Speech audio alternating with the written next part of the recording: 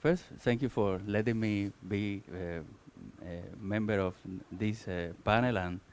And first, I have to say I'm substituting Nayat, that was originally meant to be here, but she was unable. She has an urgent trip to take. So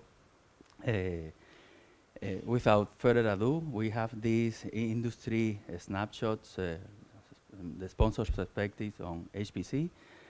And we have a set of our sponsors today. In particular, we have Rafael Peria de Sene from RISC-V. He's the technical program manager. Nicolas Erodi, did I pronounce it correctly? Okay. How it is? How do you? Well, welcome. He's the director of Open Parallel and also is in ThinkLink. We have also Juan Pablo Soto from Watson X SME. He's working in generative AI and machine learning in IBM. Monica is Monica Araujo Costa, HPC AI LAG, sales specialist in Hewlett Packard. We have Juan Moscoso from Data Center, Clouds and Sales Manager at AMD. Hello. And Rodrigo Diaz, Field Application Engineer for Latin America in Supermicro. And Rodrigo Varas, Senior Sales Account Manager in MTech. Is not here. And Gustavo Riveros, Chief Technology Officer in Entel Digital. Welcome. And myself. So, as we are already implicitly organized in this sense, I think the best thing is to pass the token as we all reply. We are really tight on time, and we have a set of questions here. So the first one is, what is your vision for the impact of HPC on society, particularly focusing on Latin America? So you are the first, so go ahead. Como la silla musical esto, ¿eh? More or less. Yes, yes. Thank you, Luis, for the introduction. For AMD, it's very important, always happen here in Latin America. And for that reason, AMD is it's very interesting to participate in this kind of the conference, so important for our region. So in that case, AMD's investment in many topics in our region, especially with specialist technical people, in the technology. We are bringing a lot of programs to share with the people. In that case, AMD University program is one of the most important programs for us. And with that, we are bringing together more alternatives to the people, to the academic researchers, can learn more about AMD. And AMD believe the HPC can transform the people, can transform government, can transform enterprise. So for that reason, it's so important for us. Each year, with each launch of new generation, AMD it's put more technology, more efficiency, and at the same time, more capabilities. So with that specific focus, we are making better efficient energy in our technology, because it's very important for all the Latin America region. So, well, it's important for us, and we hope to continue to expand our relationship and collaboration with the academic researchers and institute in the region. Well, thank you very much. Rafael, how is your take? Okay, thank you very much. Thank you everyone for joining us today. I'd say for RISC-V, for RISC-V International, HPC means progress. As RISC-V, we work with the community to ensure everyone can contribute and make an open standard that anyone can use. What we see for HPC, especially in Latin America, is a strategic advantage and independence. Is a mechanism, is a tool for you to develop your own solutions locally, collaborate between individuals, research, and academia, so you can no longer depend on external technology, but make things here, and ensure you can grow technology here with the people that are here. So it's mean progress. It means that you can do anything you want, any way you want, with anyone you want, and export that technology if need be. Is progress. So you can handle infrastructure for your healthcare. You can handle infrastructure for your automotive sector. You can handle research and development. So you can handle the resources for maybe finding the solution or the next medicine for a potential next pandemic. Everything can happen here. We have, I would say, the cleanest energy kind of base in all the world. Over 7% of the energy in Latin America is clean. It comes from clean resources. So there's no excuse for us, I would say, to not invest in HPC here to make things for us here better and ensure that we can all not just be an actor in the world consuming external technology, but being on the leading edge, producing new technology, and to ensure we all can have a better life here, and of course contribute to the rest of the world. Well, thanks. Juan Pablo. Call me JP, though, more easy. So for IBM, I will say we have a responsibility in our back, and that is to enable the ecosystem. We know that in this current world, not every part of the stack is going to be IBM, and that is good. We have living now in an open standard world where every one of the players have a really good position, and we are glad to be in that way. But at the same time, in order to tackle the real problems, we have to convince people in the boards, people on the big businesses and the governments that the way to tackle big problems is through the use of HPC, through the use of quantum, and through the use of these technological tools. But these are tools. They are a means to go to an end. The idea is to get in love of the problems, try to tackle, create the discipline, and try to train the people in order to do it. Get people from academia, get people trained. Like, let me give an example here. We have the collaboration with the NLHPC, and people from here are getting into the different businesses trying to tackle different problems. And the way and the tools they know based on the work here are enable this country to be more effective doing it. That is a virtuous circle. We have to enable that. We have to invest on that. We have tools, people, and most experience doing this transition between research and products. And we are trying to do that our part in Latin America. So we have amazing problems. Some of them are going to be tackled by HPC. Some of them are going to be tackled by quantum. And some of them are going to be tackled with different tools. But we have to stay and think about the problems and try to solve it. Thanks. Rodrigo. Thank you. Will you repeat the question, please? Let me be explicit. What is your vision for the impact of HPC on society, particularly focusing on Latin America? Awesome, thank you. So yeah, that's a very important thing to consider. When you say Latin America, we're very different. There are multiple countries with different needs, different resources, very different economies, and also the academia is completely different. So HPC is, just like everyone else said, it's going to be the best medium to enable the change for all of these countries.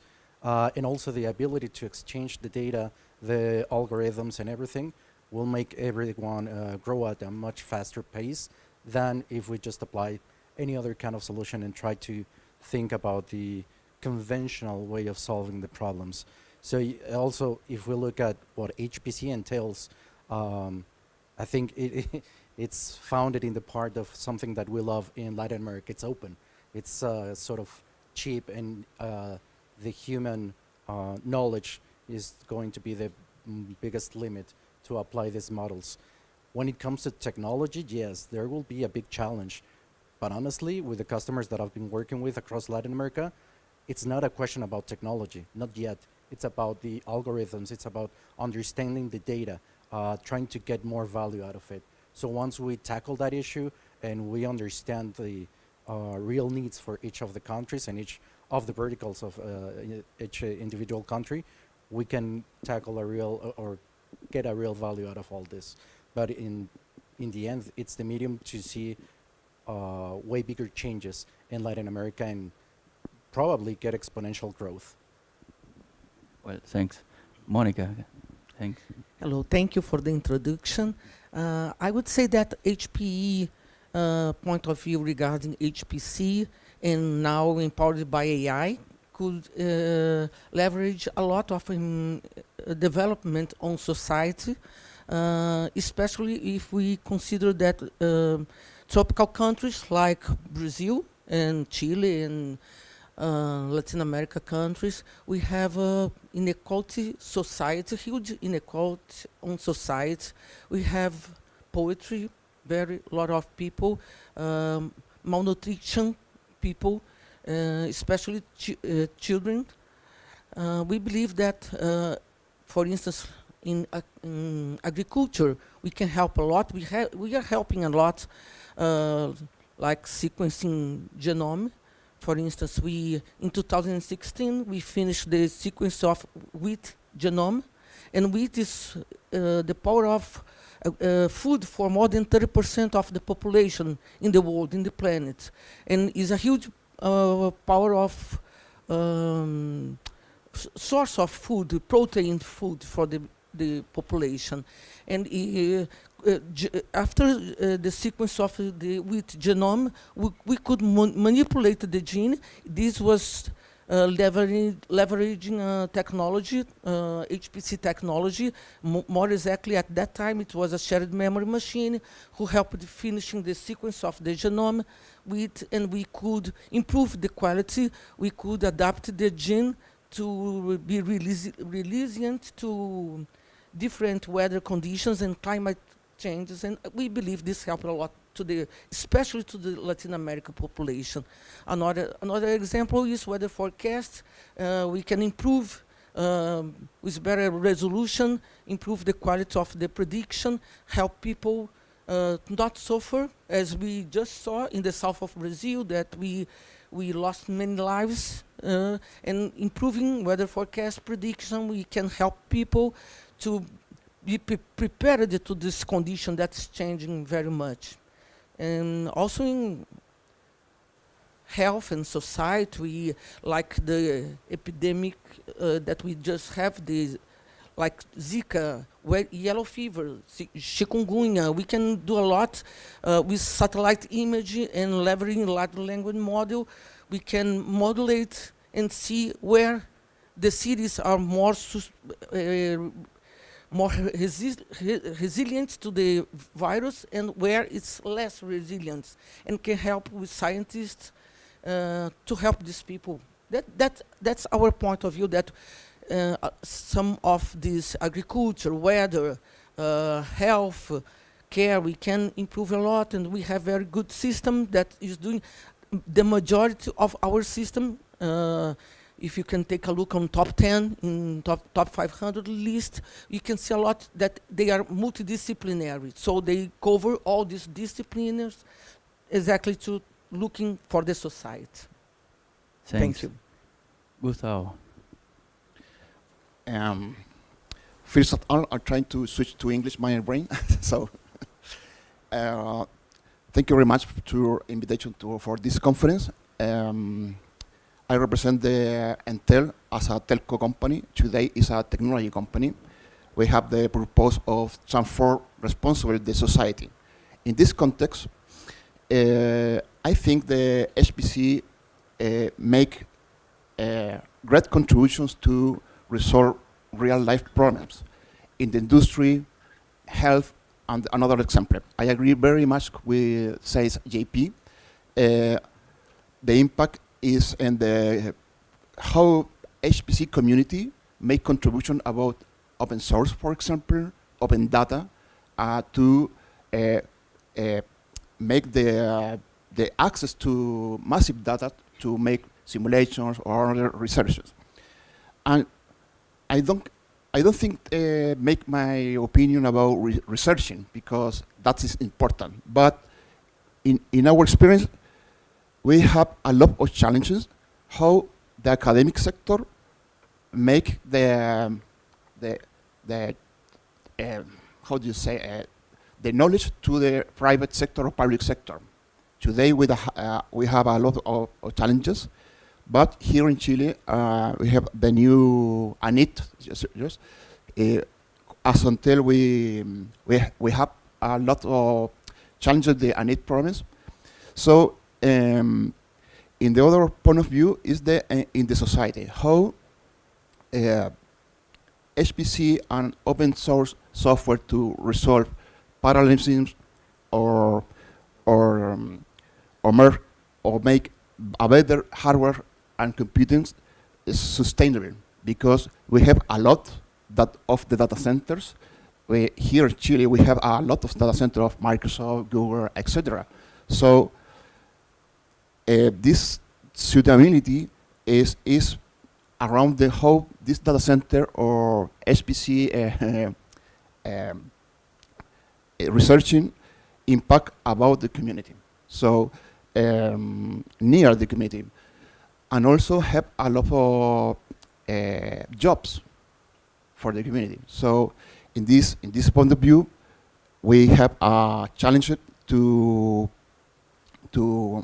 form a new researchers or undergraduate or postgraduate researchers about HPC problems, big data and massive data problems, and also in how HPC make a contribution about how in the Latin America make possible the 4.0 industry, and how this challenge in our region make a new jobs and help our country to develop the technology and software in the open source criteria. Thanks. This is a very good point. Please, Nicolas. Thank you. Good morning, everyone. Buenos días, buen día.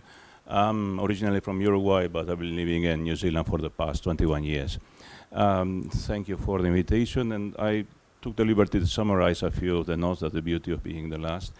But I want to highlight, I will summarize this with a sentence. So HPC is the Formula One of computing, it's the Formula One of computer science, and maybe in technology and science. So everything that is the future today. So we have the privilege to test that maybe in non-economical conditions. So HPC solves the big problems.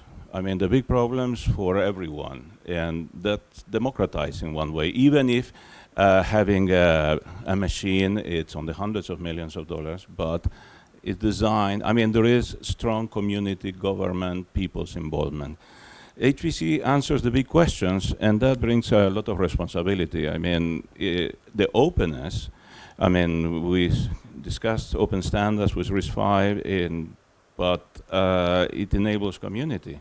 So it has been mentioned here, the top 500 ranking. Well, none of the top, I mean, all of the top 500 runs open source software. And that was a journey, I mean, for the past 30 years. I mean, this has been more and more, and today it's all of them over the past few years. HPC, as I say, is the future today. So without HPC, we wouldn't have Gen I and all the hot flavors of the month.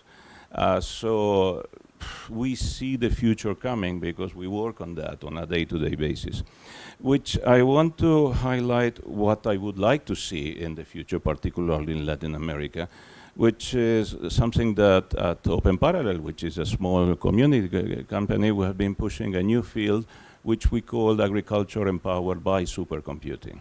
So the experience that we had working for the compute platform of SK8, the Square Kilometer Array Radio Telescope, which was a project between Australia and South America, plus another dozen countries. It's a project from the south to the north, which is something that I can highlight particularly for Latin America.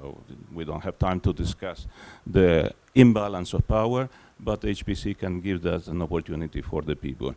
And that angle of agriculture and power and supercomputing brings me to the final point that I want to highlight, which is very dear to our work, particularly in New Zealand, which I call it indigenous science. So Maori culture in New Zealand, it's relevant, as is in all of our countries, all in Latin America. I'm not trying to lecture about colonization or that, but we have also a duty about technology independence. And vendors as well. I mean, I have to recognize vendors. They owe responsibility to shareholders and so on and so forth. My experience with indigenous cultures is that they have business plans for 50 to 100 years. They work for their people, not for their shareholders. And I highlight capitalism is one thing, but there are other ways to operate, and I think that there is a responsibility, and the computers here are something that I am not familiar, but I believe there are excellent moments to push and solve big problems, as you say, in the southern Brazil and everything. So I go back to the origins. We have responsibility. We are open. We build community. We are the future, but it's not easy. The challenges are today, but students love challenge. Young people love challenge, and not everyone does AI. Thank you. Thanks. No, I mean, you know, I am an AI guy, so forgive me for being an AI guy, but I find that HPC is the essential infrastructure for any true independence or any true innovation right now. No, if we are going to develop any direction, in all those directions, HPC is the big enabler. It's like if you're going to build an industry, you need to put the streets on. So it's very important, and very frequently we fail to realize that we need to start with that. No, and sometimes you may have, I don't know, in the case of AI, a very good AI school, but if you don't have an infrastructure for this to happen in reality, is a big problem. So let's switch the question from how do you see the impact to how do you see that your organization can contribute to the development of HPC in Latin America. If I can get the mic back to the origin. Yes, I mean, just to... Thanks. You know, I am a little bit in the autistic spectrum, so I feel... Yeah, go ahead, thanks. Well, AMD is a company with most 55 years in the world. So in Latin America specifically, we are collaborating with the Carla conference for 3 years. And I think AMD is a good contributor for make this happen, okay? And well, with the rise of the AI, AMD is contribute in a build an software ecosystem, okay, where our hardware put and work together, and in that case, the most important example it's what AMD made here in the HPC, because we put a lot of technology, we improve in many ways the hardware available for the researchers and academics, and with that reason, AMD in this moment in the NLA HPC will be an success case for AMD in the world. So it's a very good news, and for that reason we are working very together with the teams with the different countries. But another thing is very important, and Nicolas mentioned recently, is democratize the technology, and AMD is very focused with that. In the previous year, AMD launched to the first NPU in the commercial PC, and from that to the edge, where AMD is offering a big portfolio in commercial PCs, in graphics, in data center CPU, and now with data center GPUs. So with all the entire ecosystem software is the base for that, to work with that. So more of this contributor in Carla, we are open to contribute another kind of this conference, because for us it's very important to collaborate with the entire community. Thank you very much. Please, Rafael. Okay, so RISC-V is an open standard. Our goal is to protect the standard by any means, which means that we can allow you all to use the standard to do anything you want, as I said before. If you look at, one interesting fact about the 500. So if you go back to 1998, we only had one computer that are using Linux. Now everyone is using Linux. So I believe it's a matter of time for us to start to see a good number of them using RISC-V. And why I say that? If you see from the geopolitical point of view, China embraced RISC-V, and they have done a lot already. RISC-V is the core of the European strategy for independence on HPC and AI. Brazil is doing a major investment in RISC-V right now, with a lot of money put in for developing accelerators based on RISC-V. If you look at the sponsors, NVIDIA is a premier member of RISC-V International. IBM is a member of RISC-V International. AMD is a member of RISC-V International. Intel is a premier member of RISC-V International. You see that competitors are working together to improve the standard. It's no longer a matter of when, if RISC-V is going to take the word, is when. We see a lot of AI accelerators already deployed, which is way cheaper than anything you can buy from NVIDIA today. And they are similar in performance point of view. We have, NPUs. If you look at Meta and their strategy, so they have developed their own accelerators using RISC-V.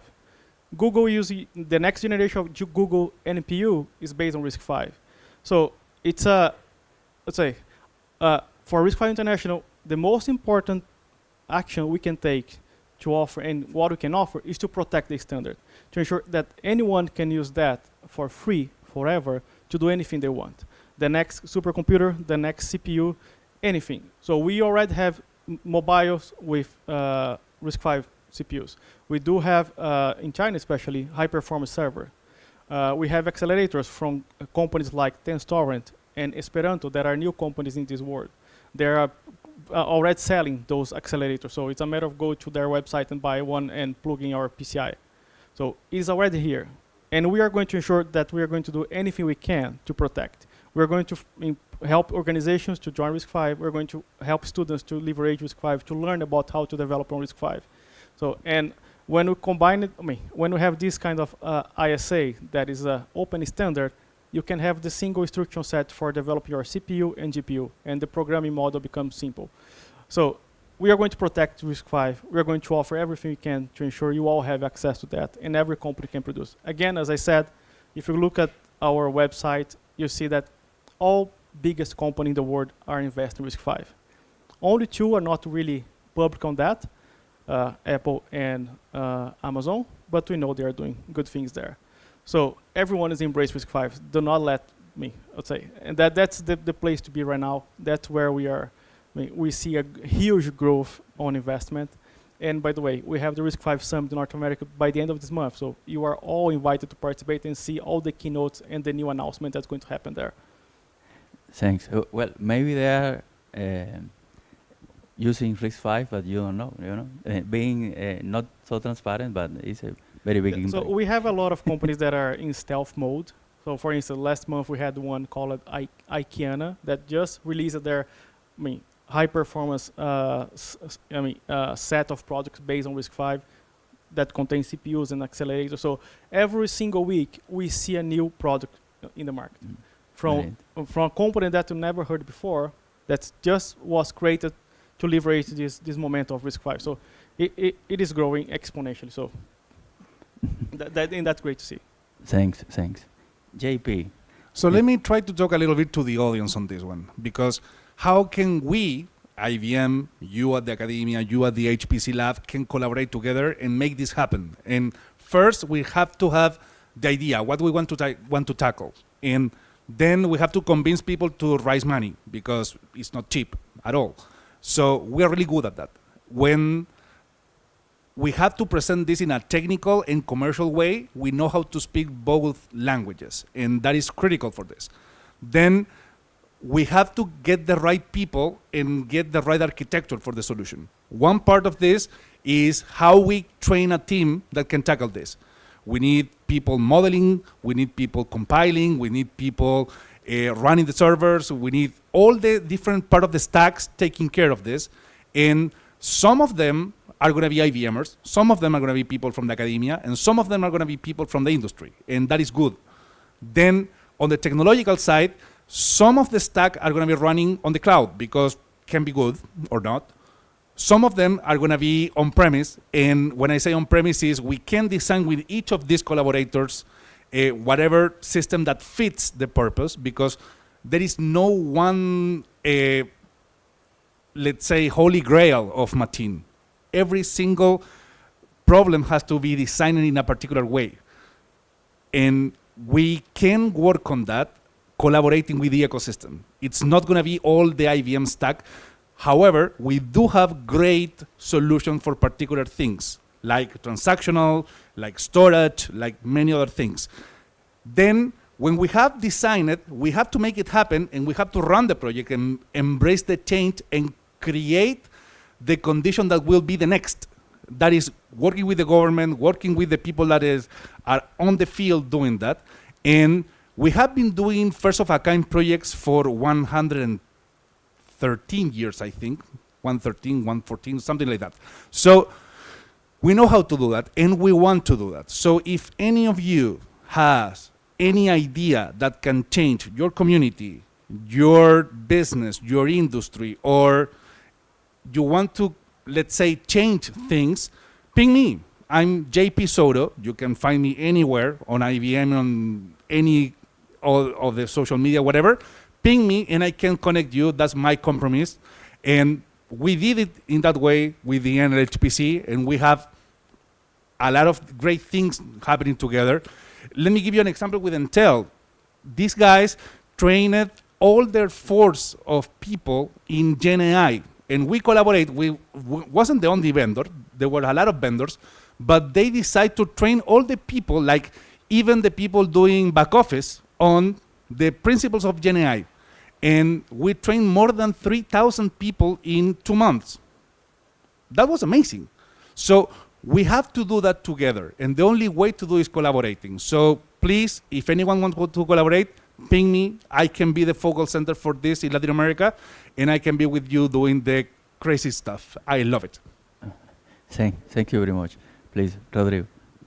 So from Supermicro perspective, and let me start with a personal perspective. When we work with customers thinking about HPC projects, it's like going to therapy. Most of the times you will think that you have one problem that you need an answer to, but in the end you will have to solve multiple problems before that, and you will get thousands of answers before that. So if you take that into consideration when trying to design an HPC environment, especially at GenAI, everything changes. You cannot predict exactly what you're going to need in 6 months, not even talk about years from the beginning of the project. So from Supermicro perspective, the most important thing is to give you a completely flexible environment that you can adapt with your own needs. It doesn't matter if it's a shared environment that you're going to be maybe even leasing some resources to other entities, governmental, enterprise, or whoever, or if what you really need is flexibility within the data center. Most of the customers we have that are changing to new architectures within the HPC environment have problems with cooling. So that's also something that we need to address.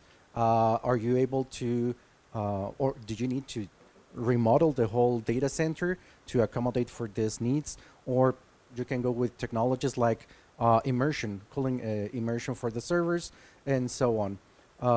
And big part of that is also how many components can you add to this, the flexibility, and on top of that, how are you going to manage that?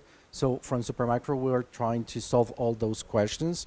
And also we have a software that will enable all of our customers to work as a platform as a service on site, and they can share all the resources, find if there are some cycles that they can allocate for perhaps another project, or even have certain productivity within the limits of what they can do with their architecture or with the whole infrastructure. So for us, flexibility and ability to look deep into the environment is key to be able to solve all the questions that might come in the future. Thanks. This is a very good point because people tend to see or think about computing infrastructure only in terms of power, of availability, but then you need to operate this, and electricity is super expensive, no? And how do you also all these, let's say, related energy features like dissipating heat and all of that, everything is not trivial. It's like buying a Ferrari, that then you realize that also the mechanic of the Ferrari is expensive, no? So That's right. And also, thank you. It's a great analogy, because if you think that you're going to be buying a Ferrari and you think that you're going to leave it on your garage and plan to run it at full speed all the times, it's going to overheat, it's going to explode, and it's completely useless. So you need to have the whole environment adapted to that. thanks. Monica. Yes, for the point of view from HPE, I would say that besides manufacturing the most powerful supercomputer in the world, like Frontier and Aurora, I would say that the consideration is the application. We look first of all at the application. We are completely agnostic on the technology. We can consider Intel, we can consider AMD, we can consider NVIDIA GPUs, AMD GPUs, Intel GPUs, APU, FPGAs. We can consider any kind of hardware. It's completely agnostic. We look at the application. First of all, we have a department in the company that we call performance department. Is very knowledgeable, a group of scientists that they are very experienced in each kind of application. So they keep the whole day just running. They keep running MPAS, Brahms, HICON, ICON, Cosmo, CFX, ANSYS, all the application, there are groups just doing that. So when we come with an opportunity, the first thing that we need to leverage is the application, and based on the application, we will define the architecture, the hardware, and HP has, besides the deployment of all our partners components, we have our own high performance network like Slingshot, that if you are really considering to escalate to exaflops or very high petaflops, we need to consider a different kind of high performance network with very low latency, very high speed. We have our own storage. Why?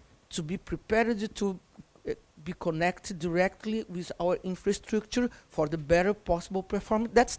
That's how we can get to the number 1, number 2, Lumi, Alps, that's number 5 and number 6. So we have very good solutions. Focus on application. That's our main focus.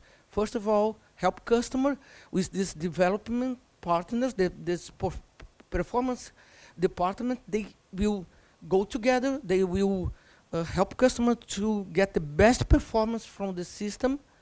And this way, we believe that we can not only manufacture big systems, but deploy solutions. So I think that's our view. Thanks. Thank you very much. Gustavo. Thank you. As a technology company, Intel have 60 years here in Chile working. So I try say something about 3 dimensions: 5G, IoT, and edge computing. In the terms of 5G, we deployed a 5G network here in Chile in 12,000 sites in our country. So I thinking how HPC and a good networking resolve problems in the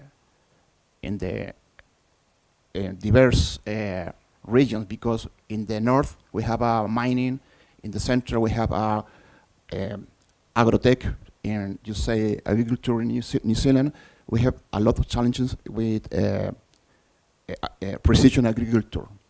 And in this thought, we have a lot of challenges about agriculture. And so, believe or not, we have a little cluster of big data and HPC in our company to make the to resolve or make the quality assurance of our network coverage in all sites, and also help how our customer improve our network. So, and also we have a program of data monetization. So we have a real problem to minimize the cost of the use the power computing, because for us, always we don't have the computing power enough. So the cost of user computing power month on month is elevated. So in the perspective of Internet of Things or IoT, we have a challenge to deploy 2 million of devices connected to our network here in this country to 2028. So we are working today to deploy our narrowband IoT for deploy Internet of Things and sensor. So we have a lot of data. So we need professionals and researchers to make better decisions for our customers, etc., for improve that. And finally, in the point of edge computing, we see a tendency to migrate from the cloud to on-premise of edge computing, because we have a problem. The problem is latency. So we work with different vendors, AMD, HP, and IBM, Lenovo, to design architecture solution for in the cloud or edge computing and resolve problem for our customer. But it's not enough deploying infrastructure. We need we have a challenges to resolve data scientists or massive data processing in the border. For example, today mining industry don't have the internet links with sufficient bandwidth. So we are working with making better algorithms and to resolve problems. Okay, that is our vision and effort in HPC. Thanks. Thank you very much. Nicolas. Thank you. Let's talk about Latin America. Is anyone in the audience familiar with a project called Project CyberSyn that happened here in Chile in the Salvador Allende era between 1971 and a few say yes. I've been studying that because I learned by chance, and it's a fantastic example of distributed knowledge and the application of technology based on the right foundation, on the let's say the topology of a project. And why I say that? Well, let's talk about as an example of how Latin America was well ahead of the time. And I mean, kudos to Chile, but it's an example for everyone. So now let's talk, why are we here? I mean, ThinLink is a company based in Sweden. It's one of my clients. I build large ecosystems with technologies that are aligned. If you look here, compare this with the other vendors, that gives you the scale, but they are extremely specialized. It's 30 engineers delivering a high quality product for the past 30 years. In your bag, you should have this little brochure which essentially summarizes everything. But what I want to highlight and acknowledge and say extremely proud, ThinLink operates exactly here. By here, it's in this fine institution, the National Lab. Its testing is doing a proof of concept, which we plan to expand to entire Latin America through Scalac and Red Clara. So that's, but it's not because it's a money-making machine, is a strategic decision towards long-scale, large-scale projects. And that's why I mentioned CyberSyn. I invited this company to try to enter the Latin American market because there are things in the long term. Now, back to the little flyer that hopefully all of you have it, and if not, there is more in the stand. If you just simply go to the back, there is a QR code, and that gives you the classic marketing pitch. The first 10 licenses are free. So from the business perspective, sponsor, free. The beauty of this can scale to hundreds of thousands. So the company makes its money by selling to organizations like Disney, like, I don't know, Warner Bros. Or the major universities. Needs to start somewhere. My pitch is, okay, start where the future is, and that's Latin America. And it's fully open source. Well, not fully, but mostly. Thank you very much. No, thanks. By the way, thanks you all. It's very interesting and important to hear your take on this important issue. Again, I find that HPC is the enabler for any other activity, and I wanted to also thank you all for the support of the conference. You are all important, from diamond to silver. You are all precious metals, or and I mean, it's not only because of the obvious reason of the, let's say, resource support, but also for us to understand what is happening in industry and where things are going, and to see, you know, fancy stuff happening in the other side. Because sometimes when you are in academia, you tend to just, you know, prove things that, you know, as physicists do. I say this because my father was a physicist, to prove things for spherical cats in vacuum, no? And so, but it's very interesting to see how the real needs, the real requirements drive also innovation. That is also very interesting in computing. This is happening right now, that reality is asking more complex questions than theory, and it's driving.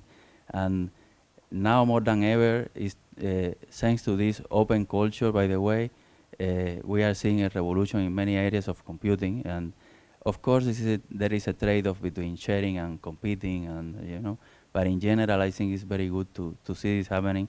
And this has unblocked computing from an era where everything was closed and everything was slower, essentially. So again, thank you for the support and thank you for the conversation. Please go ahead. Yes, only one message. I would like to tell you, AMD is fan of AMD. You know why? Because the NVIDIA is not good.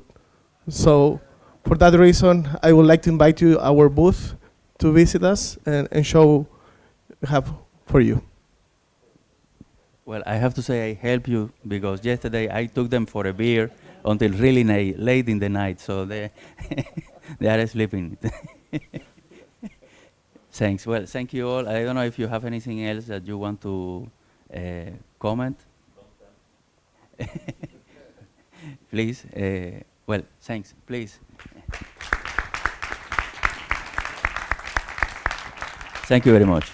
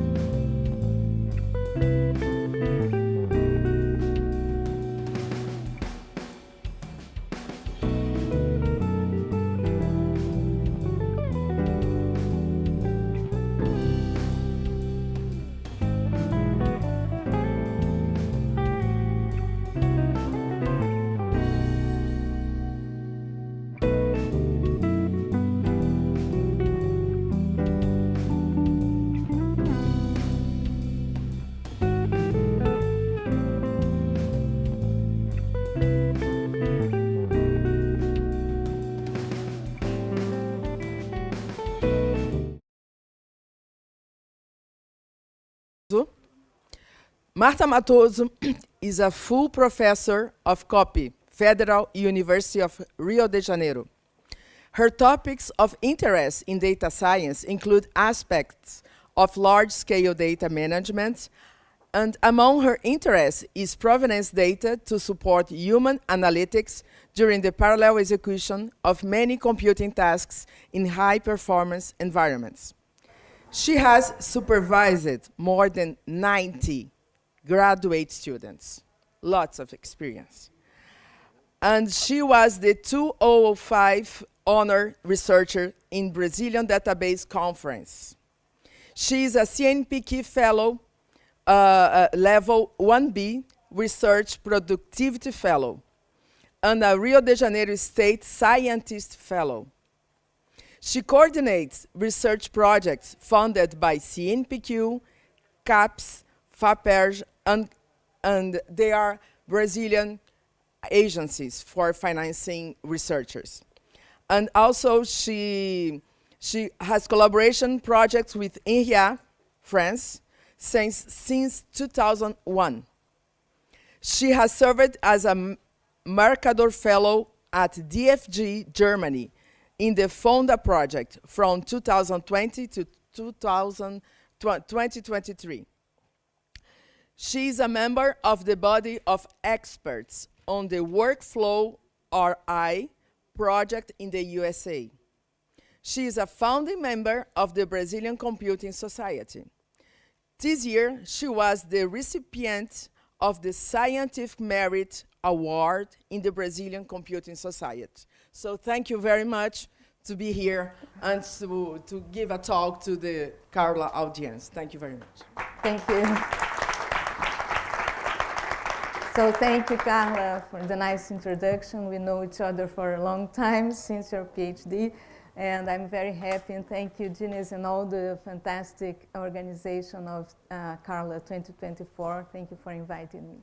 So today I'm going to discuss issues in trustability in data science workflows in HPC. So it's a topic that it's been mentioned, data science in workflows in HPC many times, but the talk today is more related to trust. Oops, sorry. Trust is a big issue, so I'm not going to solve trusting, but I'm going to discuss some directions, what has been going on, and particularly the issues that are being helped through reproducibility, interpretability. Those are topics that have been going on for a long time, and in HPC makes everything much more complex. So there are many techniques that can help provenance for interpretability, containers for reproducibility, particularly in data science. There are a lot of open data, open issues, and open code that are going to help on this, but every time you go to HPC, new problems appear, and we're going to discuss. So before talking about this, I would like to mention an experience we had in the past few years with this kind of workflow. This is a scientific workflow for seismic imaging with experts from uncertainty quantification, scientific machine learning, and geophysicists. So this is what we achieved for CEMPES Petrobras, the research center of Petrobras. And it's a workflow that has been being made possible due to scientific machine learning and things like a physics-informed neural network for solving PDE inverse problems, then a surrogate for reverse time migration through generative adversarial network and other issues. And then you come up with the image with something with uncertainty quantified, and then it has to be trusted. And it's a complex way to go back and trace and analyze. So we need more than just giving the container with all the workflows so that they can reproduce and execute with their own data. So this was done with the Marmouzy benchmark. So how to reproduce, how to replicate. In this case, it has made easy with the networks. If you trust the networks, then to run the whole workflow is not so complicated. But trusting, it's another issue. So provenance can help, and in addition to having the containers, we produce a provenance of each one of those steps, so that if someone is going to re-execute, there are some, it's not showing, but there are some arrows connecting, because they are kind of independent, and it's not so simple to know exactly what happened and when it happened and what occurred. So,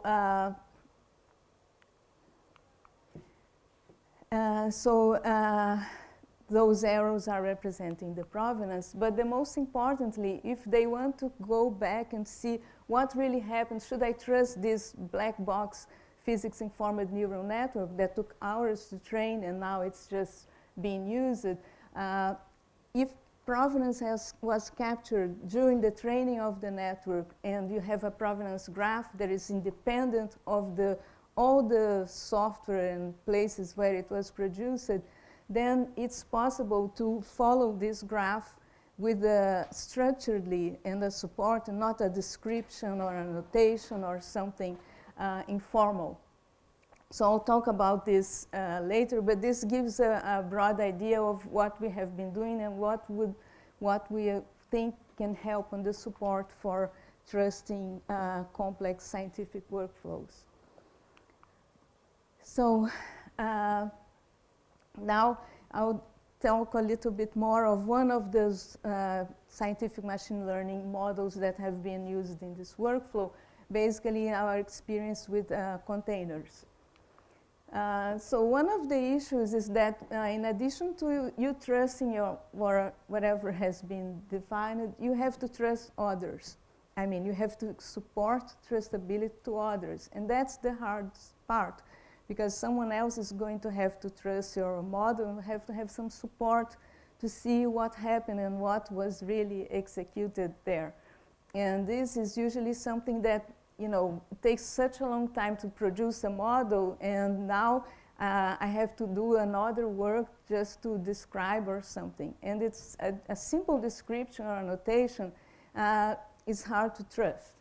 So this is one important thing about the difficulties of trust. So this is just a simple outline of a data science workflow, just to highlight the issues and the difficulties in producing the reproducibility. So first of all, usually in a large scale, there are many people involved in producing a data a model.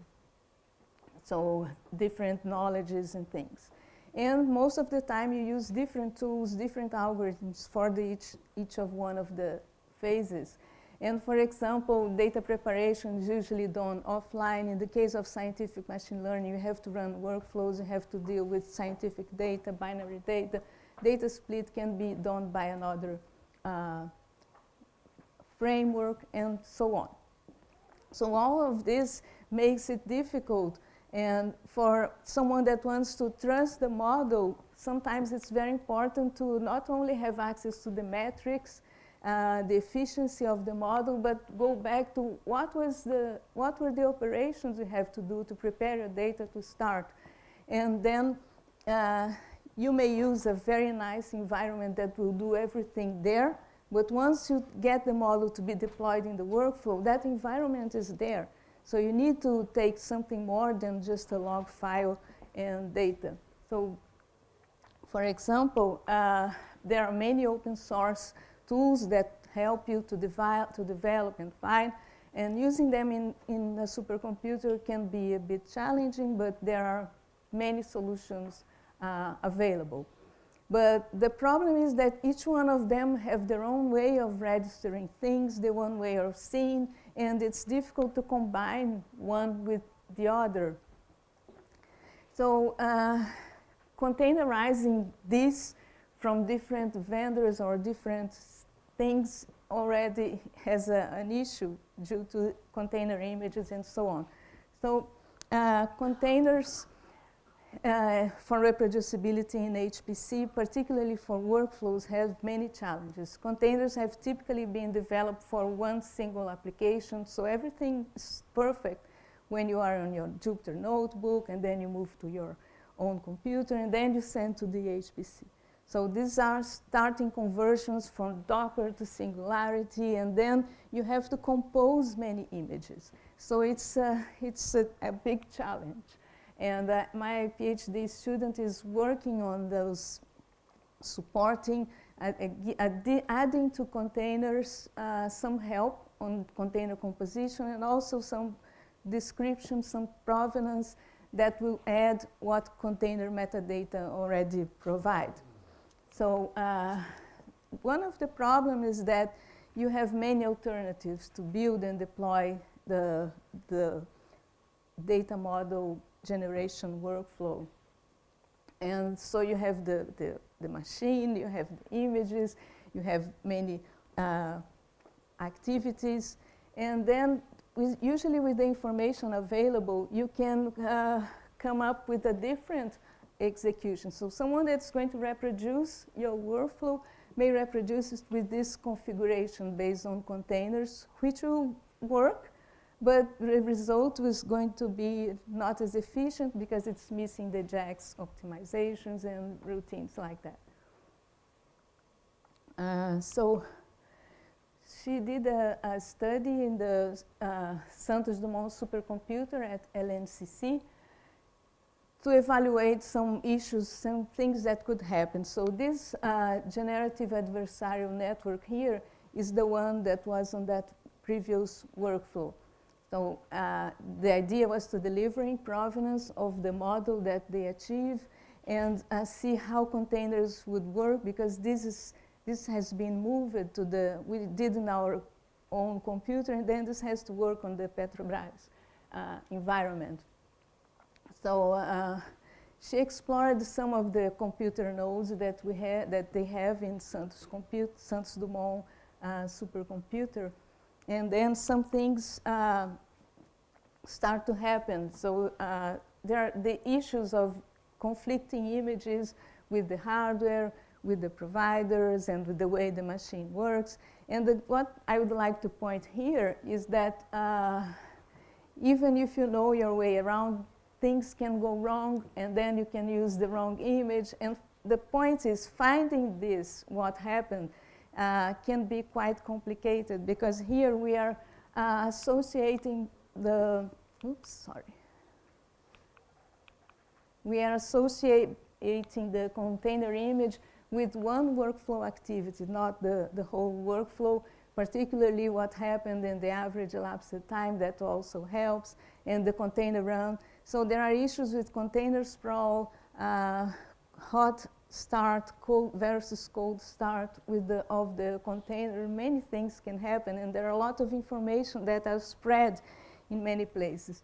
So the idea is that if you have a provenance tracker that will collect this data and integrate in a way that it's made easier to be analyzed and queried. So this table was produced by combining the metadata of the container and the provenance of the workflow and other issues that will help you.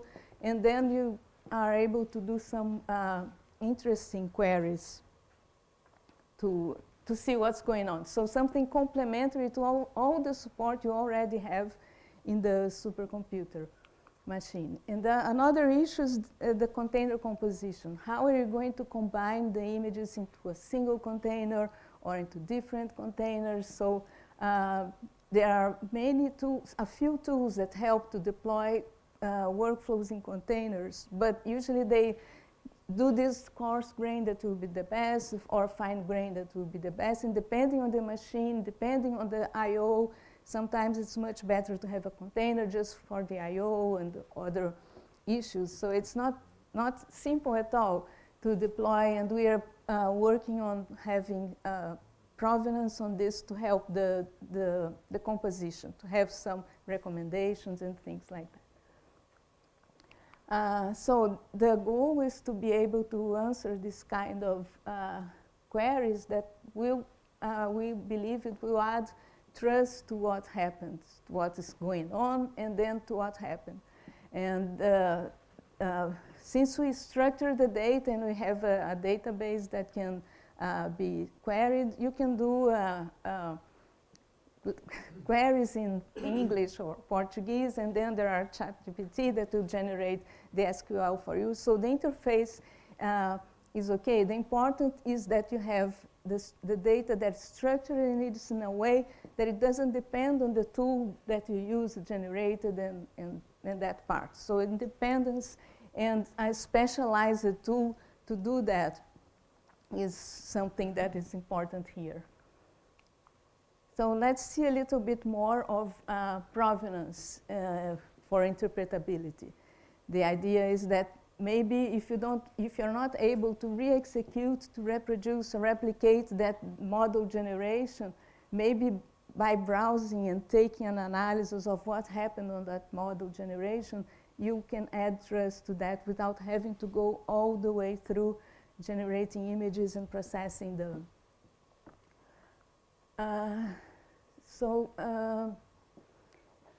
Sorry.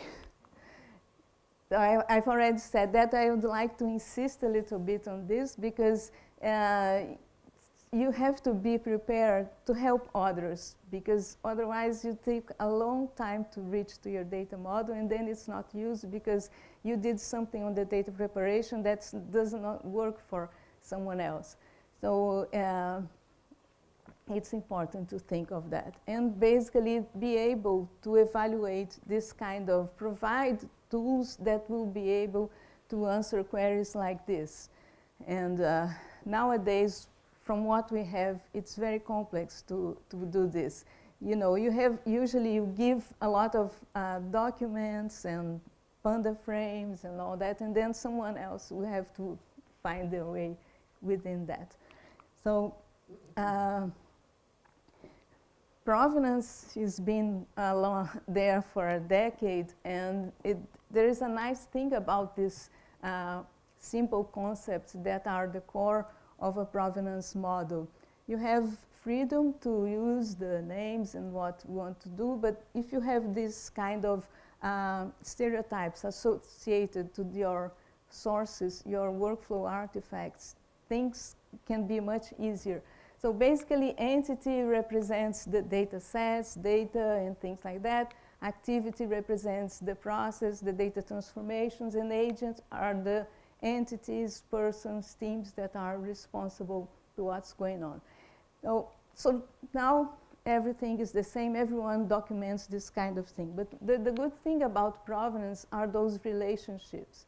So while you're generating data, if you relate them with these relationships, and it can be registered in a database or whatever you prefer, and after you generate a graph, and it's easy to traverse a graph to see what this data model was derived from. And then you can go deeper to see all the stages. And so, for example, so provenance is something that happened in the past. That's why it's on the reverse direction. So a data model was generated by a training activity, which used the trained data, which was generated by a split, and so on. And just having this will help you a lot. And not having this can invalidate or make it things quite complex. So this is what usually happens when you use different tools to generate your data model, and the tools you have reproducibility. Don't worry, this is the reproducibility, and then it's a document or a CSV file. And the other part, so for data preparation, this is your provenance, this is enough reproducibility, and then there's the other, and the person or the team that's going to check on that will have to find their way and relate this, which is quite time-consuming and can generate different interpretations. So trust becomes vulnerable. And I also like to quote this. This book is a very good book on digital twins, and they mention a lot about provenance. And this is another way of saying what I have been saying is that when too many details are hidden, decision makers cannot understand the provenance and the uncertainties. So there is a lack of confidence when whatever is going to be generated. In this case, for example, the deep learning image. So metadata needs to be integrated and traceable. Most of the time you only have metadata, which is very important. You do need descriptions of the workflow artifacts, exactly what has been there. But if you don't have a way you can process this integration, the integration will have to be done by someone. And so that's the vision of having a provenance system, provenance collector. It doesn't have to be one system, but if they are compliant to the standard, then life is much easier in that way. So this is an example of what we have been doing. And the idea here is that this, well, I apologize for the colors. This is the visual representation of the Neo4j database system. And we use a relational column system to collect the data during the training. And then it's easy to transform to other representations once you are in the standard. So here, this part is associating, so the blue circles represent the entities, the data, the orange, the activities, so the operations, and the purple are the agents. And so by using the relationships that were predefined, they are very generic. You can go from, for example, this is the trained model. It was generated by a data training that used the training test and so on. And the important part is that this is a graph that was generated by a different tool. It was stored in MongoDB and then converted to a provenance graph. And then you can associate the two and then traverse. So it's a way of having something that is independent from the tools that generated, even the database that were used. And the important thing here is that while you're training, you're generating many models and you have to select a model. In this case, you have just the provenance of that model that was selected. And then you can carry this along with your deployment. So just to insist a little bit, but the important thing about having the relationships is the traceability that allows you to, so exactly in this definition is the quality of having an origin or course of development, and in our case that must be found and that must be followed, and followed without having to write a program to follow that. And so traceability needs more than metadata. It's important because what we see is that a lot of metadata is being generated and no traceability. So going back to that stages, what we notice when we study and go for the provenance that they produce, for example, we can see a lot of issues. So for example, each one of them follow in their own house representation. They don't represent the relationships that provide the data derivation path. So consequently, they lack provenance queries. And they are coupled with the machine learning workflows. So when you generate in one environment, usually they offer you loads of very nice tools that will help you to see, to select the model, to fine-tune, visualize. But then when you go out and you have to add something, you cannot ask the person to go back to that environment to find the resources that are representing what happened. So it's quite complicated. And what I think would be an interesting here is that instead of having an environment that does everything, visualization, fine-tuning, optimization, leave data provenance to a specific service. And then a service that will organize data, that will collect and do it in the most efficient way. instead of all tools having to prepare their data to have services to organize and collect and provide metadata. And this is what we see, especially in the open source tools. So you have, while the data is generated is in memory, you capture it, and then you go to another node that will go into prepare it for relationships and things like that. And then having a standard will make things much easier. So these are things that you can also do because the provenance depends on how deep you want to go, and then you can define and decide if you want to go into very fine grain or if you want to go in the higher level grain, and based on those relationships you can go and have rich information about the process that you're going. So we have Deborah is another PhD student that is working on specializing provenance data to deep learning, data learning, and this she has been working on this. So I'm not saying use this tool, this is the best tool. This is just a proof of concept to show that the importance of the issues that I'm mentioning here. And the good thing is that has been working. And we are using the Saint-Dumont supercomputer for that. So here is just an example of that graph, that this is a real graph that represents a real deep learning model. And then to answer queries like this is easy in any environment you have. But then if you want to see the process that led to a given model, it becomes a little bit more complicated. So for example, Bayes bias is the most, is the best solution for lineage, for example. So it's one system that is really concerned about that. But the problem is that the lineage is inside those logs and artifacts. So you still have to write a program to combine them, to join and go back. And this is subject to interpretability. And MLflow, for example, I'm just giving some examples. It's an excellent tool. The tool, many people use them, we use them. But when it comes to this analysis, it can be quite complicated because usually each tool organizes their own directory of files, and they have very nice graphic user interfaces to query and to evaluate and so on. But then it's the own way of the way they decided to do that. And it can be a challenge.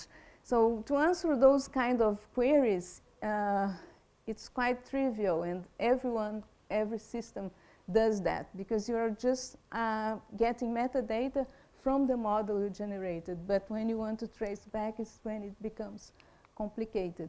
So MLflow, for example, you can download your data to a database, which is better than having just files for that.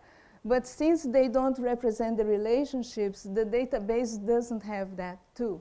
So databases are very good for this kind of aggregation queries, so it's very important to have this kind of availability. But it fails when you want to answer queries like this. So this is a study we just presented in the data machine learning workshop in Sigmod, which was here in Chile.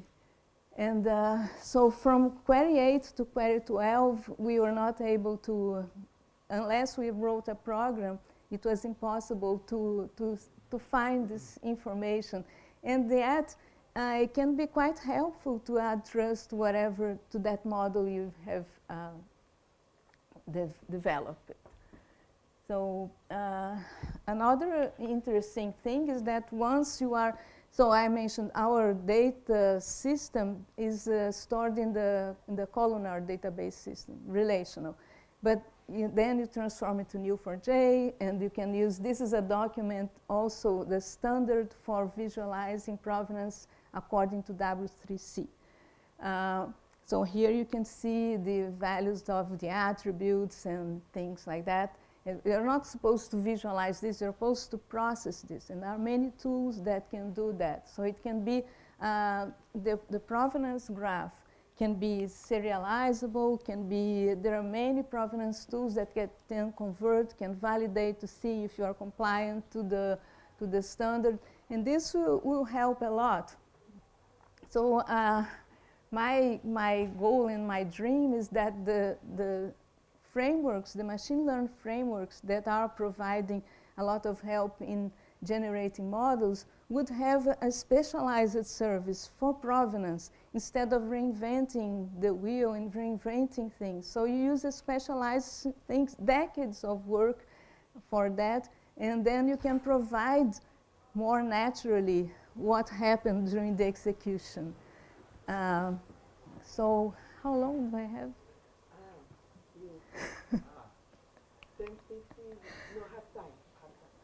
How long? Well, I'll just, well, so, okay. So now let's see a little bit more of what happens in HPC when you do scientific machine learning, which is more complex than when you do classic machine learning. So in this case, this is a workflow that we experienced with collaboration of the IBM research. It was a former PhD student of mine. So they, in this kind of workflow data learning model, okay, what they were doing with just preparing data to start using a classical machine learning techniques. But since the data is from SegWi formats and many other available standards for the area of seismic, they had to produce a lot of workflows just to start getting and combining data and start the training and validation of the data sets. So once you do the training and you develop the model, it's important to see what happened, how did you get to this data, because then you are going to trust the final seismic image. So the same provenance service that will work for machine learning works for workflows in general. And then you can start collecting these, relating them with the blue arrows are relating, and then you can add that to the data preparation part of the workflow. So in this line of it evolved to also specialize to machine learning data and concepts. So there is also a standard in W3C for the machine learning components in general. And then you can combine that with provenance. And so you keep on standards and avoiding a lot of confusion. And then if you have provenance, these workflows, they executed in different teams, different time. And then if you generate provenance with different tools, you can use a provenance lake, for example, to try to integrate. So data integration is a huge problem in any area. So it also can happen in provenance when you have a large-scale problem like this. But the data management area has many tools to help, has many things to do, as long as you have at least some structure associated to it. So in another example, another area that we have been working by providing provenance is the physics-informed neural network. So we work with the specialists in this kind of neural network, and they were struggling to find their way to find the support on because they started this like 8 years ago, I think. Now there are other tools that are helping to develop a physics-informed neural network, but still that help doesn't have provenance. And when you do that, you have new, collocation points. You have to define boundary conditions, which are not the classical. In the case of pins, you must create loss components, new components for the loss function. And then it's important to have this kind of information to do the analysis and model selection, and consequently to give the reproduction, to show what happened and give the provenance of what the model. So queries like how many collocation points were defined, and since you do a lot of tests and trials until you find the whole model, it's difficult to know what happened to what. And the information, once again, is in many files. And how those points were distributed, what are the boundary conditions. So we had an experiment using the Grid 5000 in Riachen for this training. It has evolved a lot. Now they are doing other better networks, but this was what we did in 2020. And just by adding things, new attributes like this, and while they're generated, you capture and then relate them with other metrics, with other tools, what will make, so this is the loss of the boundary condition, the residual, the data. And then you can combine this information with what is already collected by any machine learning framework, which are the optimizer, the activation functions, and the performance of what is going on. And then the beauty, what I liked is after you collect all that data and you select the model, you generate the provenance graph, and you add this provenance document to the deployment of that physics-informed neural network that we are collecting data is now deployed. So it has its provenance along, and then after some executions, you may want to fine-tune the model, to do it differently, and it's important to have this information and not having to go back. And we did the same for the generative adversarial network. We used Santos Dumont they use it to train, and we used our provenance tracker to collect provenance, and they found it quite helpful, complementary to what they were using to support the generation of the model, and have interest, particularly for writing the papers a few months after. What we did, what happened exactly here. So they have a database that they can query, and it's there, so they usually come on that. So, so I hope to have convinced you that provenance is something important. It contributes to transparency and trust. And I would like to mention now a recent work that was a collaboration. I participated in this paper that was just presented in the eScience conference in a specific workshop. So again, Renan, my former student that was at IBM, is now in Oak Ridge working with Rafael Silva's group. And this has also the collaboration of Inhia Hen, some researchers of Inhia Hen. And then the idea, this was a vision paper, so there's no solutions there, but how provenance can help, how workflow provenance can be as the organizing support for all the huge amount of data that are required. And each time now, we want a lot of performance, but now with machine learning and deep learning models being able to make decisions, you also need to be not only trustworthy, but responsible, energy efficient, and computing the continuum.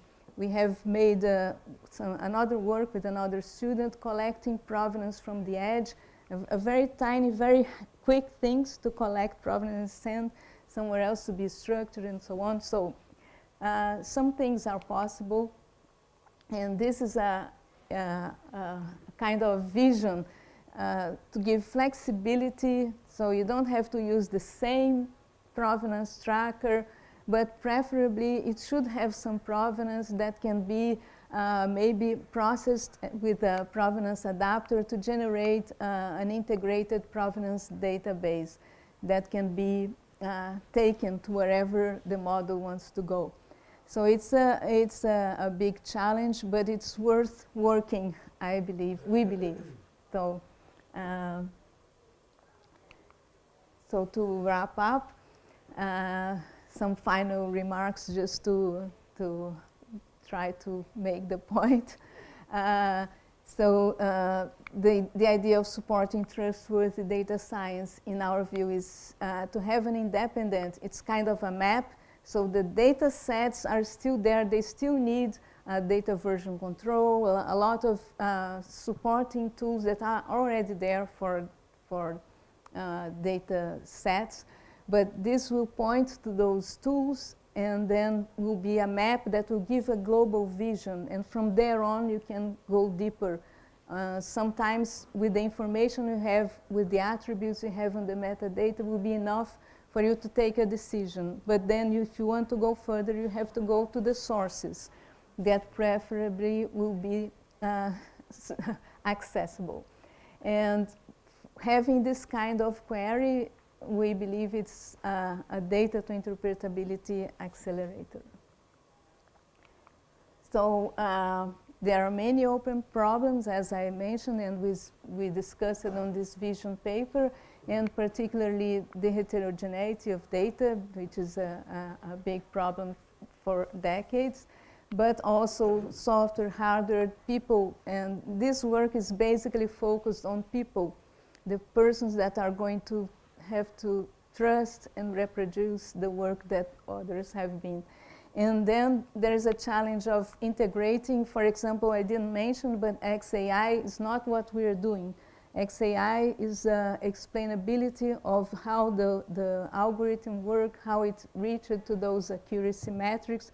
So it's important to have this represented, and then you can connect the explainability to the provenance graph and have more information related. But it's a challenge, you know.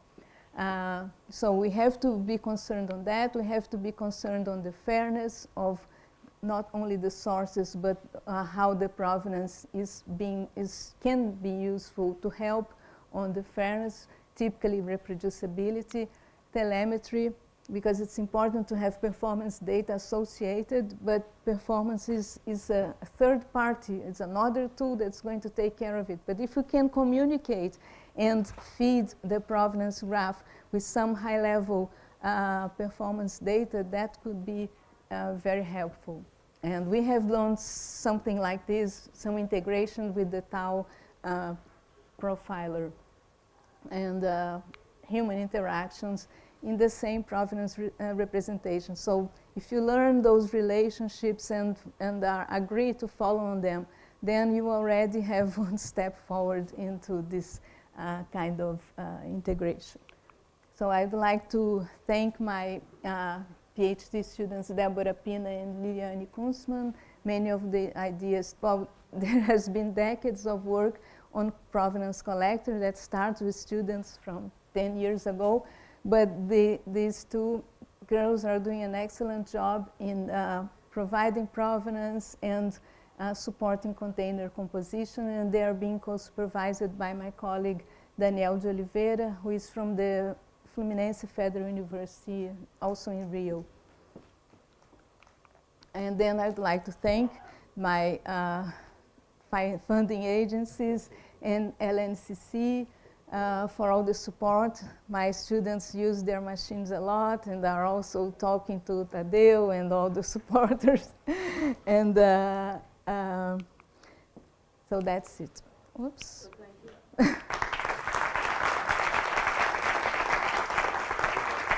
There was a lot, oh, yeah. We have time for questions. Okay. Thank you.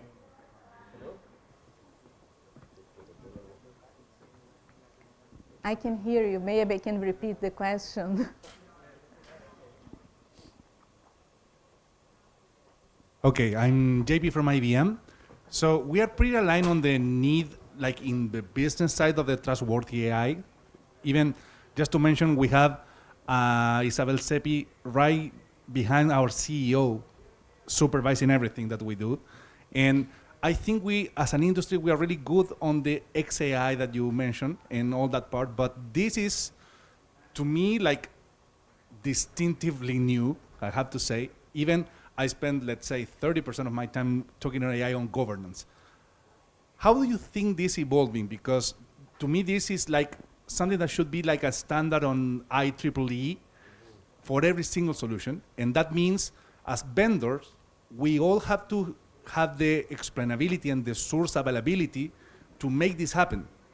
So closest source solution on AI cannot be part of this at some point because we'll not be able to have this level of proofness, let me put it that way.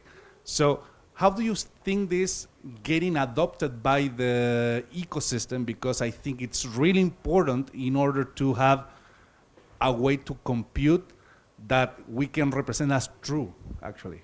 Yeah, well, actually, you can put inside your closed environment if you have this independent tool that is going to collect the provenance and then deliver the graph. So it's not something that could not be done, but it's important that it's done by being compliant to the standard. So the W3C Prov recommendation is on there for 10 years. You'll see many other, for example, in blockchain, all the transactions use provenance and many use this kind of, so it's the same technology in a completely different way of being used. So I think that it would be very important that the tool already has this, because now we have to do something like similar to profilers. You know, we have to instrument the code and things like that, even though it can be helpful. But if the tool is inside, for example, we put our provenance tracker inside Keras because it's open, and then you don't have to do anything because Keras now has this provenance tracker. But it's not a solution because they have to support that. It's not, you know, it's something.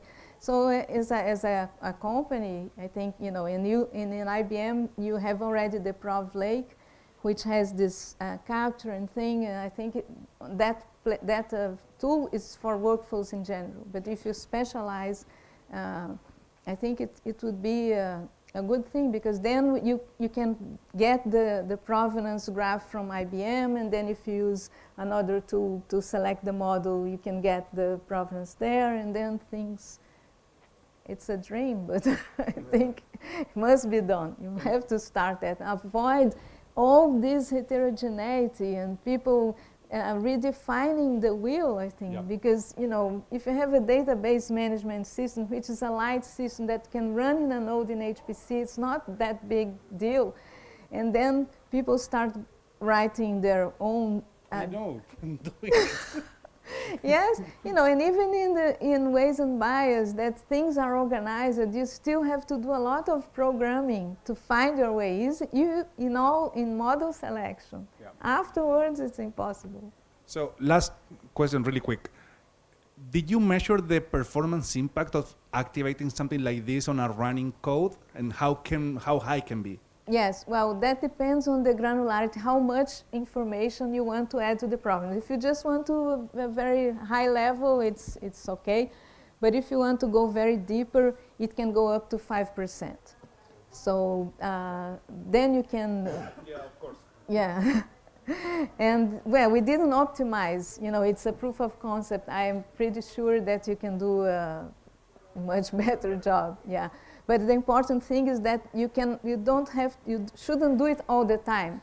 And if you use a database management system, they know how to do concurrency. They can get provenance from all the nodes, and then they organize a queue. And, you know, when you don't have that, you have to write all those things. So it's...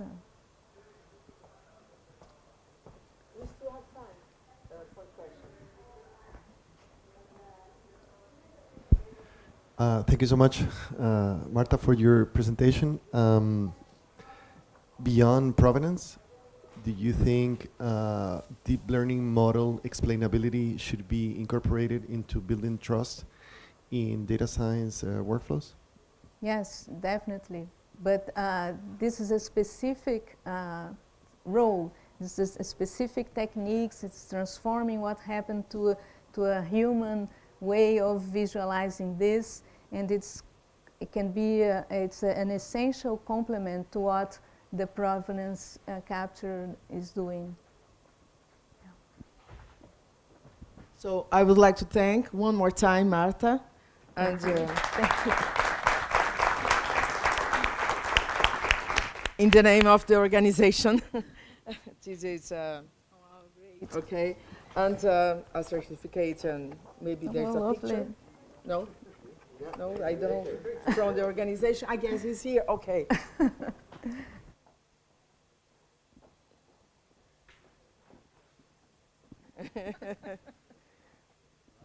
So I think it's yours. Oh, okay. Maybe too much. Okay.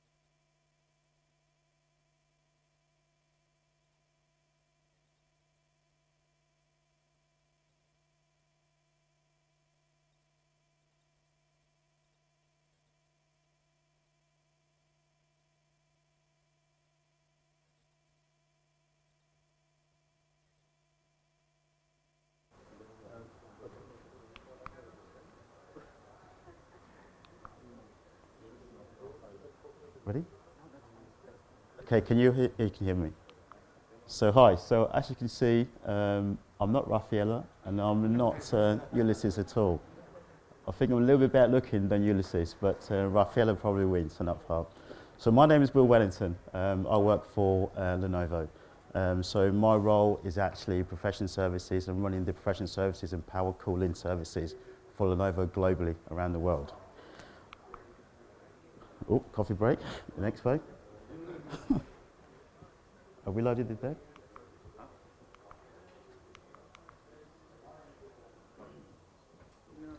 Ah, perfect. Okay. Let's start again. So, what I'm going to talk to you today about is Neptune. Neptune for Lenovo is actually all the products that we produce, which is water-cooled based. So the brand name for that is obviously Neptune, and what I'm going to say to you is that how we're using it to power HPC and AI. We've been doing it for quite some time in HPC and going back over several decades. But I want to go through and actually explain the reasons why we're doing this. One of these reasons that I'm sure all of you are aware of is the fact that CPUs are getting hotter. They're getting faster, they're getting hotter. GPUs are getting hotter as well. Cooling these things presents us with a challenge. And that challenge is how do we go through it and effectively cool all of these components inside the server? As we all know, air-cooled is not enough. air-cooled servers, yeah, have actually got a limited lifespan.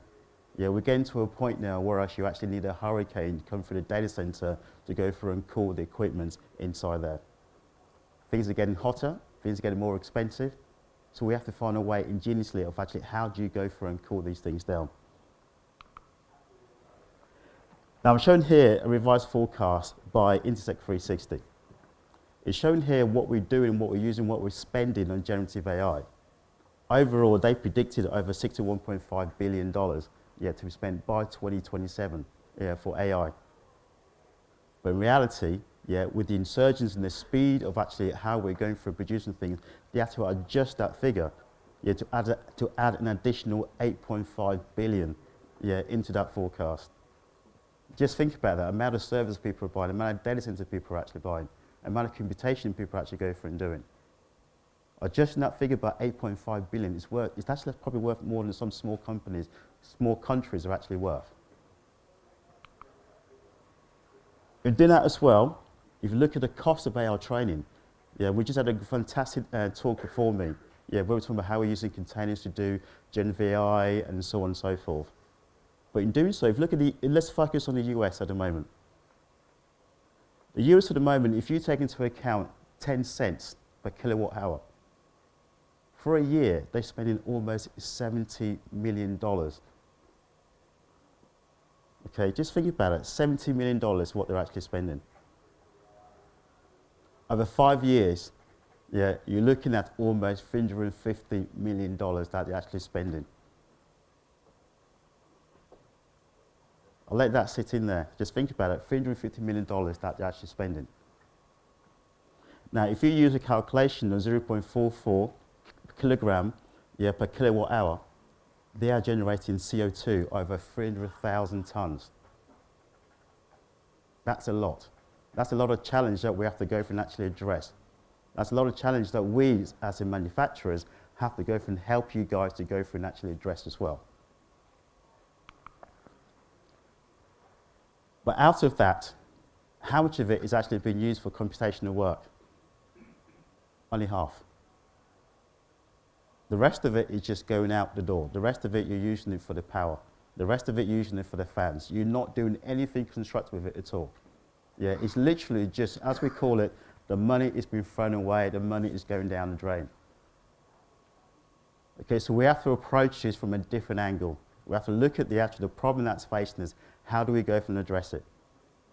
The fan cost alone equates to almost $9 million. The cooling cost alone, it's almost $26 million. Okay, that is direct computing value of almost $34.5 million per year. Now, convert that into the actual CO2 aspects of it as well. We're looking at almost 40,000 kilotons. We're also looking at, for the cooling fans, 113,000 tons as well. Yes, we're in a race to get things going faster, but we're also in a race to make things look a lot cooler as well. We want to go through, we've got loads of data at the moment that we all know we can't process with all the compute power we've got out there. So there's a race going on, how do we go through and get there? At the same time, we want to train AI to do more things. When you look at the actual, what some of the CSPs are actually doing, the likes of Facebook, the likes of X, the likes of AWS and so on and so forth, where they've actually got over 100 megawatts of data centers. Just think of the money that's going out the door. That's just based on actual cooling. So let me help you to actually visualize what 152,000 tons is. A blue whale weighs 150 tons. Just think about it. A blue whale weighs 150 tons. Now, if you do look at a typical data center, which is what we've seen a lot now in Lenovo, and the use case that I've given you as well about the likes of Facebook and everything else, a typical 50 megawatt data center, this is actually the amount of blue whales that they're using around the world. So guys, all in all, we've got a problem that we need to solve. And the problem that Lenovo already are solving. We're now on our 6th generation of the Neptune products. It just goes to show you how far and how long we've actually been investing in doing this kind of work. But now I get to the interesting bit. Actually convincing people, what is it? Yeah, how do you get started? Nobody wants, or a lot of people are afraid to actually have water in the data center. A lot of people are concerned as to what does it actually means. A lot of people are concerned about the cost. But above all, they've all got mandate to go through it and actually get there, because you want to go through it and get faster. If you want to solve the issues that Sylvia was talking about beforehand, okay, you need to start addressing these things down at the actual server level as well, and at the data center level. But people ask themselves, is it driving efficiency and affordability? Yes, it is. Is the outlays expensive? Not really. Think of it as an investment of what you're going through and actually have to do. And that investment allows you to your business, your organization to go through and actually scale and what you have to go through and do. Do not be afraid to look into this, start talking to people. But these 4 pillars I've got here is the more common 4 questions we get asked all the time before people start venturing into it. How do you drive efficiency and affordability? It's an investment. As an investment, actually, you guys took out to actually go from build your data center and buy the servers, it's exactly the same thing. It's an investment in technology that's moving forward. Is it safe and reliable? Yes, it is. For a 6th generation product, you can go to one of our servers in the rack, you can pull it out. The quick release and quick stop means that there will be no drips of water at all. We've got sensors that actually detect any drop or droplets of water that actually occurs. The data center floor, yeah, there's a special kind of paper or matting you put on there. So should there be some occurs in there, it'll actually go through and actually trigger an alarm to let you know there's a drip on the floor. But we don't want to get that far at all. Where we want to get to is actually making sure that everybody is actually safe and secure in knowing the fact this is a tried and tested technology. Think about it. In the old days, when you were washing your car, you used to get a bucket of water. Okay, you used to go to the car and you used to throw the bucket of the water of the car and just go through and actually wash it down. You used to go back into the house, fill up the bucket of water, go back to the car and do the same thing again. But now I can probably guarantee if I ask any of you guys, I've actually probably got a hose pipe or hose lock where you plug it in, it connects straight away and the water just comes out seamlessly and you can actually direct it where you want to. Exactly the same thing, apart from in this instance, when you actually release the actual service, the water stops. There's no drops at all. That is the investment that we've been making all these years in actually making sure this is safe and this is a reliable technology. But not only that, it makes it easier for us to go through and actually service and maintain it as well. The other question we get asked as well is to maximize the sustainability of the data center. I gave you an example before of actually how we're actually going through it of the whale, yeah, how the US is actually spending a lot of money on energy and everything else. But what does that equate to? That equates to the fact that if you have a warm water-based system, which is something that we actually recommend for Lenovo, it means you can use the energy to do other things. You can use the power to cool down a cold water system, or you can use it to actually heat up a hot water system. In the Netherlands, what they're looking at the moment is actually building apartment blocks where they've actually got a data center on the actual basement. That will allow them to go through it and actually power some of the utilities in that building. Free energy, free power. Okay, that's different ways that people are going from doing it at the moment. LRZ, one of our customers, is actively using it now. Yeah, they're using it to go from power the hot water system in the whole building at the actual campus as well. So it gives you guys freedom to do it a lot more, which air couldn't go through and do for you at all. With air, you're losing 40% of your power just to go through and actually see the fact that I'm trying to cool down the actual servers, which limits us regarding what we can do about placing the actual CPUs or the actual network cards, yeah, or the memory and everything else. We have to spend a lot of time with fluid dynamics, seeing how the air flows around the server, which limits us. We spend a lot of time actually generating effective fans. We don't want to do that. We want to generate effective compute. The other aspect that people ask us as well is meeting new demand for data centers. Data centers are getting old. We get new legislations coming in. I heard the other day that Chile is actually introducing new mandates for actually how data centers are actually built and so on and so forth.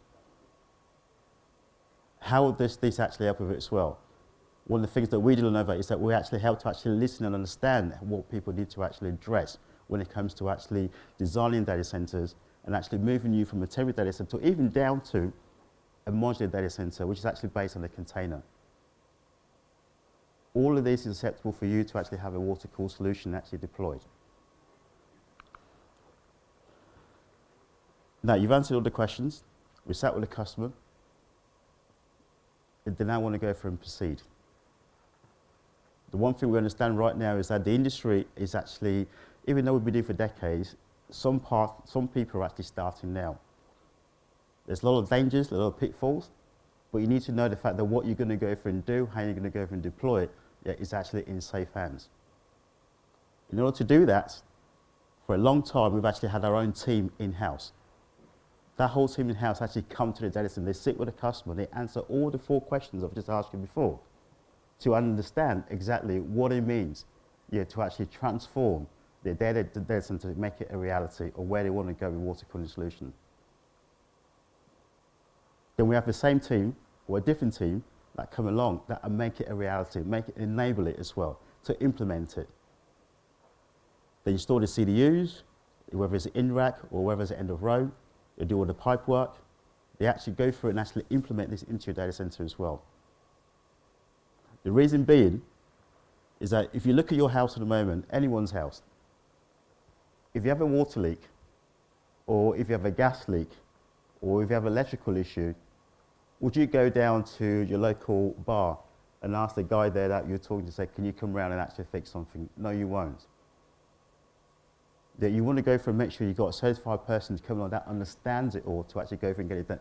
This is not air-cooled servers where you can play around with it, move around the components and put it back together again and hopefully it will work. You've got to make sure the fact that this is actually implemented properly. Because if you look at it, sit down and think about it, for the first time, for a long time in HPC, we've got chemistry, we've got biology, we've got physics all coming together. With the introduction of water, we also introducing a biological aspect of it as well. The water is a living thing. You can get contaminated, so you want to make sure that this doesn't get contaminated. This is why you need the expert team to come along to actually help us to go through and deploy these things. And that also comes into play when we're doing the actual maintenance of the product as well. So, of all the things I mentioned, this is why we pride ourselves in actually knowing and trying to be the best, are actually deploying our Neptune products and also engineering our Neptune product as well. Now, as I said, we've been doing this for a very long time. We started ourselves the journey in 2012 when IBM, and we're actually part of IBM. Then we spun out from IBM and got bought by Lenovo at that point. That journey has actually continued. The expertise we got in-house to go through and generate these servers is actually continued as well. Growing from strength to strength is also continued as well. One of the other things we pride ourselves on by looking at these servers is that everything you see here, every component you see here, we engineer it, we R&D it to make sure it's actually effective. We make sure the fact that the cold plates are designed efficiently. We make sure the fact that our system can also comply with ASHRAE. Something that someone else talked about towards the end. Is there a way to standardize what you're doing? That's what we're working on as well. That's where we are as well. That's why we're trying to get standardization going in the marketplace. Because we understand that this is a new journey for a lot of people, and everybody wants confidence. They don't want an HPE equipment comes in, a Dell equipment comes in, a Lenovo equipment comes in. You've got a heterogeneous system where none of it's working together at all. You've got to think about how to make it work together. So we've been doing it for a very long time. We've got experience doing it for a very long time.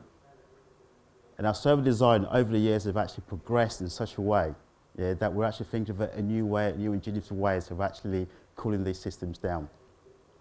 Everything from a CPU to a GPU to memory to network cards, even down to the PDUs, are also cooled. Our servers are basically silenced.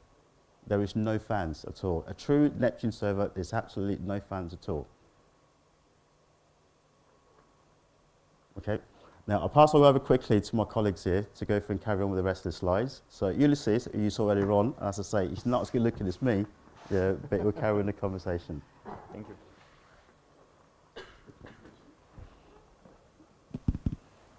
So, before I jump to 3 more slides here, I want to thank you, all the organizers, researchers, customers, partners, and especially the HPC team of Lenovo, which is here, Rafaela, Rogerio, and especially Juca, he is our director for HPC. Quickly here, just jumping on some technologies about what we was talking about. We have some different technologies depending on the system to apply liquid cooling. So I'm gonna just go for the direct water cooling here. We do have an actual generation that runs either on Intel CPU, AMD CPU, also with some Intel GPUs. And this is kind of a chassis with some nodes here, like you can see. This is a very fancy chassis. When you see in the rack, is very, very fancy. In the node itself, you can see this is something different from the market, because pretty much we can cool every single component on the chassis. We can go from the GPUs cooling on the network cards, on the CPUs itself, and including the memory. You can see there's some pipes running here to cool down memory models. So everything is cooled by water. There is no fan here. You don't hear anything from this server because there is no noise coming from this server.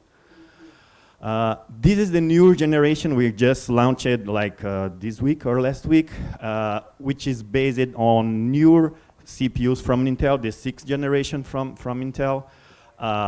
Also very, very interesting because as you can see, we don't need to have cool water or chilled water. We can go direct from 45 degrees Celsius on the inlet for these servers.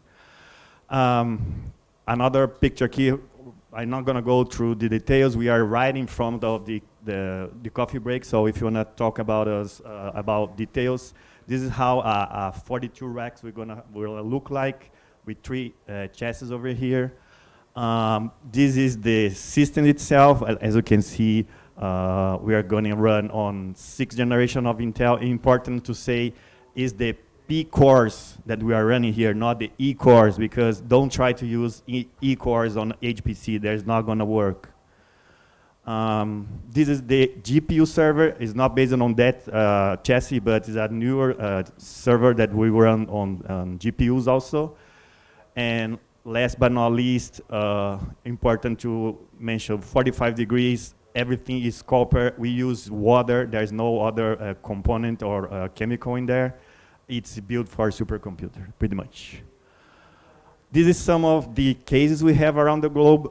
Important to mention this one from DreamWorks. They run all the media stuff on DreamWorks on these kind of servers. They're running on cooling. And some cases around Latin America, not specifically for water cooler, but on HPC.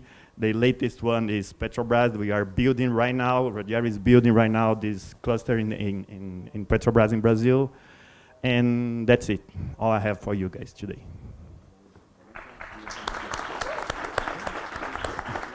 Thank you very much, Ulises and Will. A very nice talk. This is sponsored talk. They are Diamond sponsors, and thank you again very much for the sponsorship. Many of us are here thanks to you. The coffee will be served downstairs, so let's get together downstairs, see the posters, talk with the sponsors in the booth. So see you there. Thank you. Yeah. No.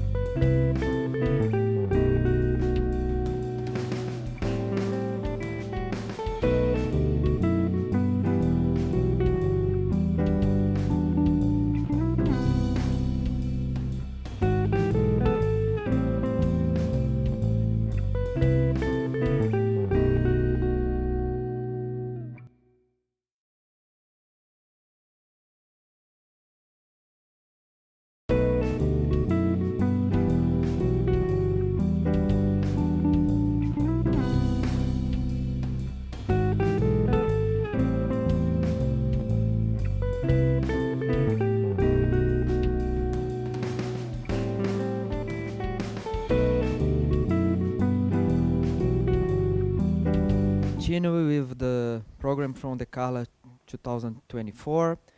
And now we have our next invited talk from Dr. José María Cecilia.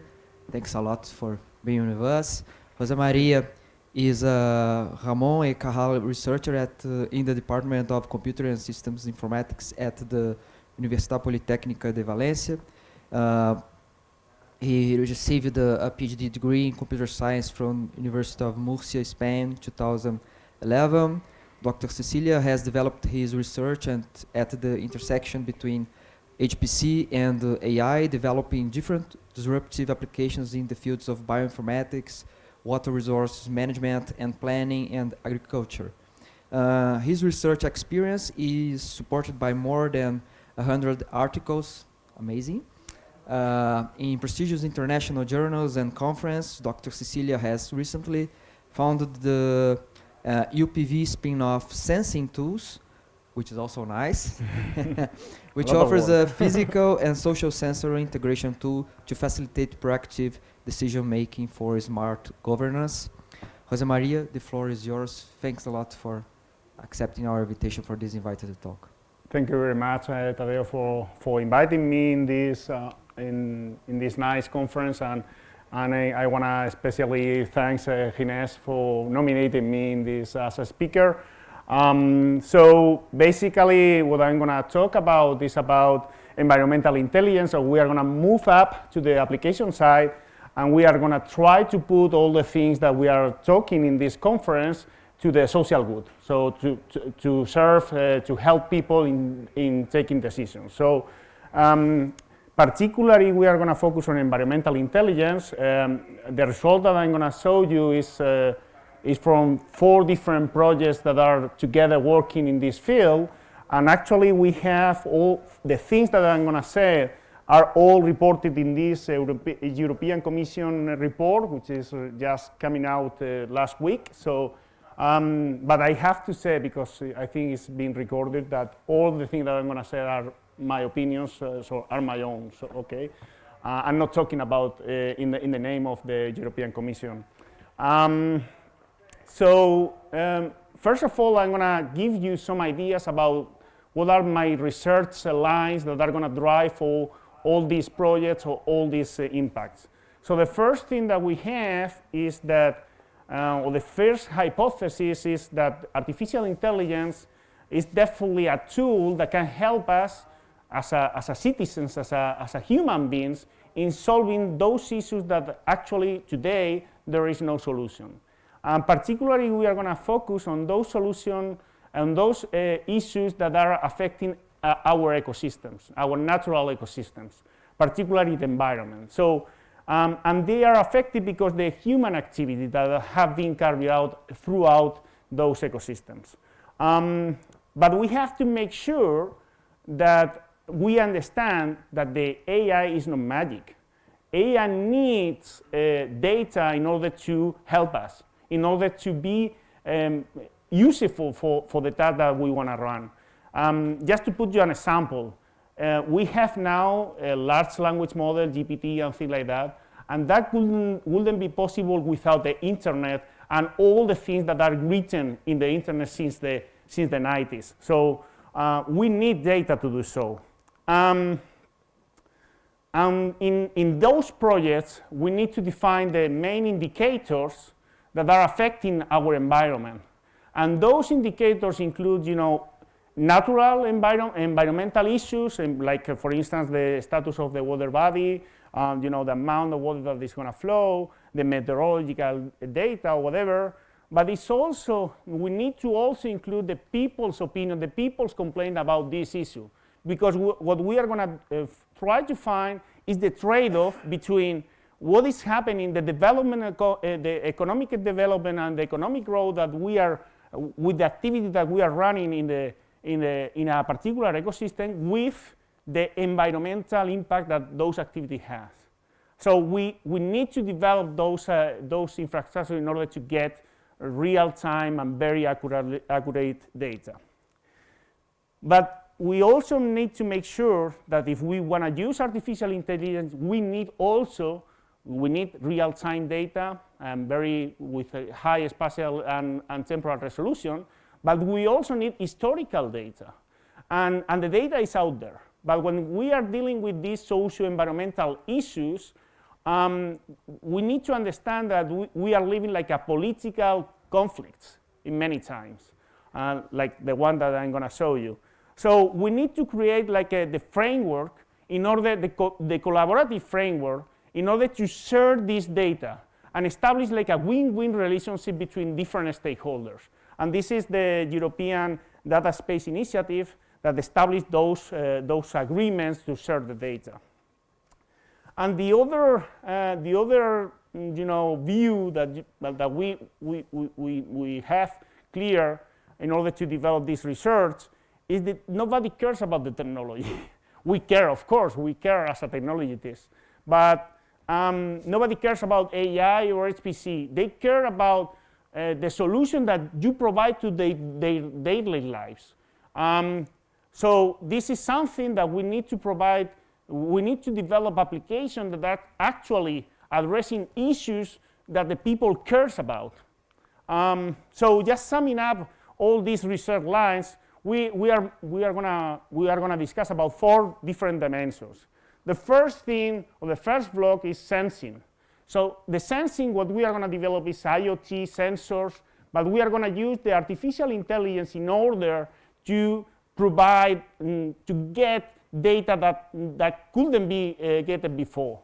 And we of course care about networking, so we get the data from the data source and we send it to the cloud with energy efficient protocols and things like that, and we put the people in the loop.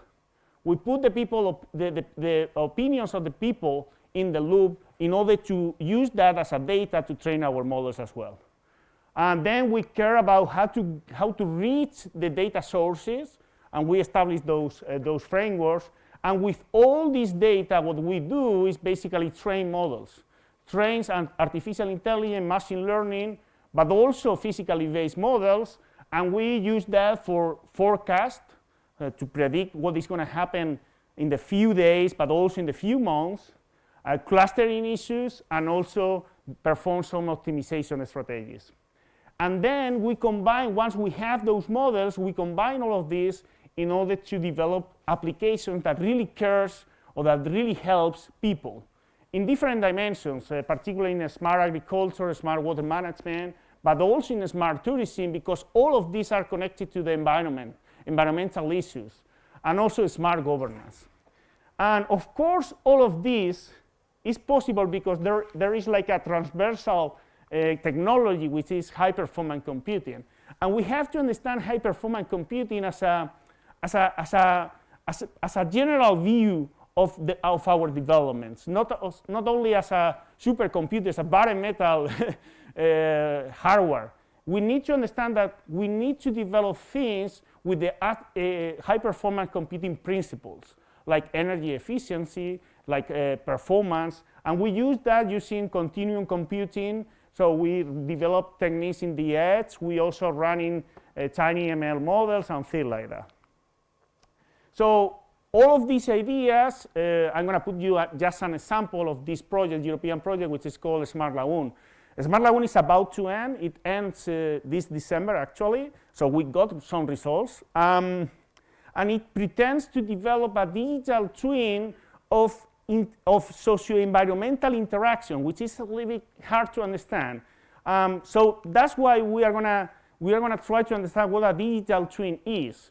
A digital twin is just an application. So it looks like it's something strange, and it's not. It's a web application that you can interact with, and you can see in real time what is happening with a physical object, a system, or a process. In our case, we are gonna see what is happening with the socioeconomic part of this environment, and also with the environmental part. So we see what is happening there, and with this data, we are going to build models. We are going to create models in order to play with this ecosystem, with these interactions. For instance, we can reduce the number of greenhouses that are in the watershed. So to see the effects in the Mar Menor, we can play with that because we have a model which is quite accurate. And then we can optimize those measures and provide guidelines in order to help decision makers in how to act. So which is the Smart Lagoon and the running on? It's basically in that point in the house of Ginés, actually. It's in Murcia, so Ginés is from there. And actually he has a house over here in the so this is the Mar Menor. It's actually not a swimming pool. It's 135 kilometers square. And what we want to do is well, this is the Mediterranean Sea, and this is the La Manga, which is a land sea that it separates from the Mediterranean Sea, the Mar Menor. So what we want to create is basically a digital replica of this, but also what is happening here, which is in the watershed. Here we are running intensive agriculture. We are also running intensive tourism models. So we have many people coming, visiting here, and we have many vegetables growing here as well. So we need to make sure that we can play with all of this happening here and see the effects that are happening in this nice ecosystem. And to see the effects, you see that. This is the massive fish kill that happened in 2019, but it's not the only one. It's happening every 2 years or something like that since that date. And you can see here, this is the watershed, and you see here the sand that is coming from the watershed to the Mar Menor. And this produces this big fish kill because the eutrophication process and these things. So what we need to model is basically that, how the hydrological model that connects the watershed with the Mar Menor and see what happens when these scenarios are coming out. And we need to understand that we are living in a political contest. So, and it's a big conflict. We have the national government, the Spanish national government, which has competencies for rivers and aquifers. And they said that the pollution needs to be reduced at the source. So basically they are complaining the agriculture or the urban planning. And they propose natural-based solutions as a solution for dealing with this, or to reduce the pollution at the source. At the regional government, we have the opposite party, and they have competencies at the urban planning and environmental competencies. And they said basically that the main issue of the Mar Menor is the Rambla del Albujón, by the river, so the competency that it has the national government. And they go for gray infrastructure, I mean water treatment plants, something like that. So to design this, then we have to get data, and we need to make that energy efficient. It doesn't make any sense that we run 80 million parameter language model to solve this issue, because maybe we are provoking another environmental issue that we can discuss later. So we try to make this as efficient as possible to get the data as accurate as possible as well. Then we need to run models, and we need to understand that maybe with lack of data. So we need to combine physically based models with machine learning models, because machine learning needs data. And then once we have those models, then we can play with what if scenarios, saying, okay, what happened if, which is the impact if, these kind of things, and try to develop like a decision support system for policymakers. So in Smart Lagoon, as I said, we're running, the first part is like getting data. So we deploy a buoy, we put some cameras in order to quantify the amount of pollution and quantity of fresh water that is getting into the Mar Menor. We measure, the interchange, because the water came into the Mar Menor, but also goes out from the Mar Menor to the Mediterranean Sea over here. We measure, of course, the meteorological station over there, and we track the people. Okay, I'll tell you later. So regarding the buoy, it's quite challenged when you put something in the water, and this water is quite aggressive, like the Mar Menor is. But basically, this buoy is, it was a video, but it's okay. This buoy was, this one actually is in the middle of the Mar Menor, which is just 1 point. But it provides, each 5 minutes, it provides data about chlorophyll, about oxygen, about water temperature, about conductivity, about the key variables that represent the status of the Mar Menor. And this is part of the national plan to develop a full monitoring system of the Mar Menor that is going to be composed of 4 buoys, landers that is going to measure the interchange, many things that is supposed that at the end of this year it will be ready. But we have to send the data, and this buoy is 12 kilometers away from the seashore. So we need to send the data somehow. It's in the middle of nowhere. So we develop a communication protocol based on LoRa that it can allow to reach those 12 kilometers and send larger files than LoRa, because LoRa LoRa is a IoT communication protocol, and it only allows 250 bytes to be sent. So this is the work of Benjamin that José was talking, and it's available here, so it's open source. But the buoy, as I said, it only provides just 1 point, a very high temporal resolution. But the Mar Menor is quite heterogeneous, so we need a spatial resolution. How we are going to achieve that? So we use remote sensing satellite information, and we use the data that we have from the buoy and also from the in situ campaigns that we develop in order to calibrate those models from the ESA and NASA, from Copernicus system and the NASA systems, in order to find like a bigger spatial resolution of the Mar Menor. So we can predict the chlorophyll level, the temperature, the turbidity at different variables just with the satellite information. And we did that very well, but we have some issues. And one of the issues is the satellite is just going through the Mar Menor once per day, once per day, or maybe 2 days or 3 days each week. So we have like a low temporal resolution, but we have the buoy. But also it's very affected because the clouds and the weather. So many times you don't have images. So an alternative, of course, you need to calibrate this with machine learning. So we got the reflectances of the satellite, and we got the samples, and we build models in order to calibrate this data and try to make better prediction of that. So to improve the temporal resolution of the satellite information, what we can do is just place this kind of things. This is a GNSS receiver. It's like a GPS. So you put a GPS, and then you're going to have satellite information with more temporal resolution, but you need to put those receivers.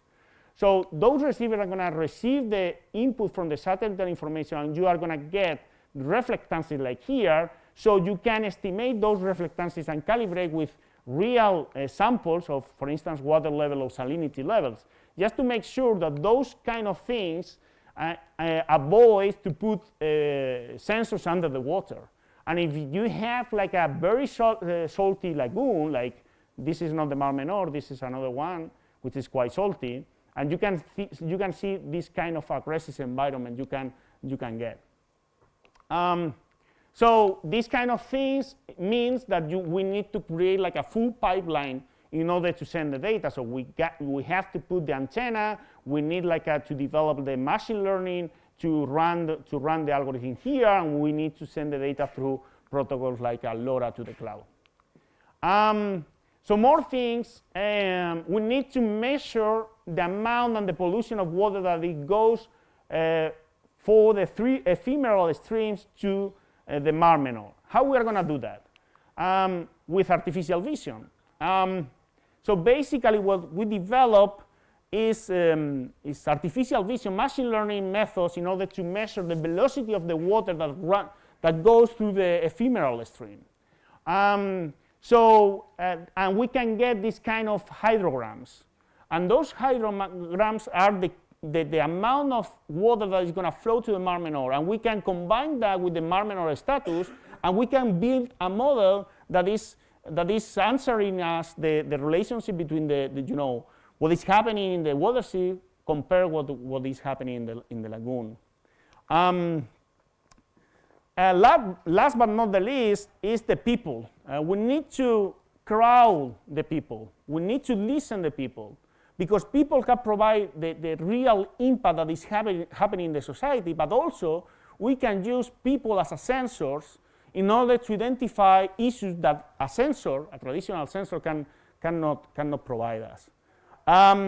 So there are like 2 different ways to do so. One is just put a microphone.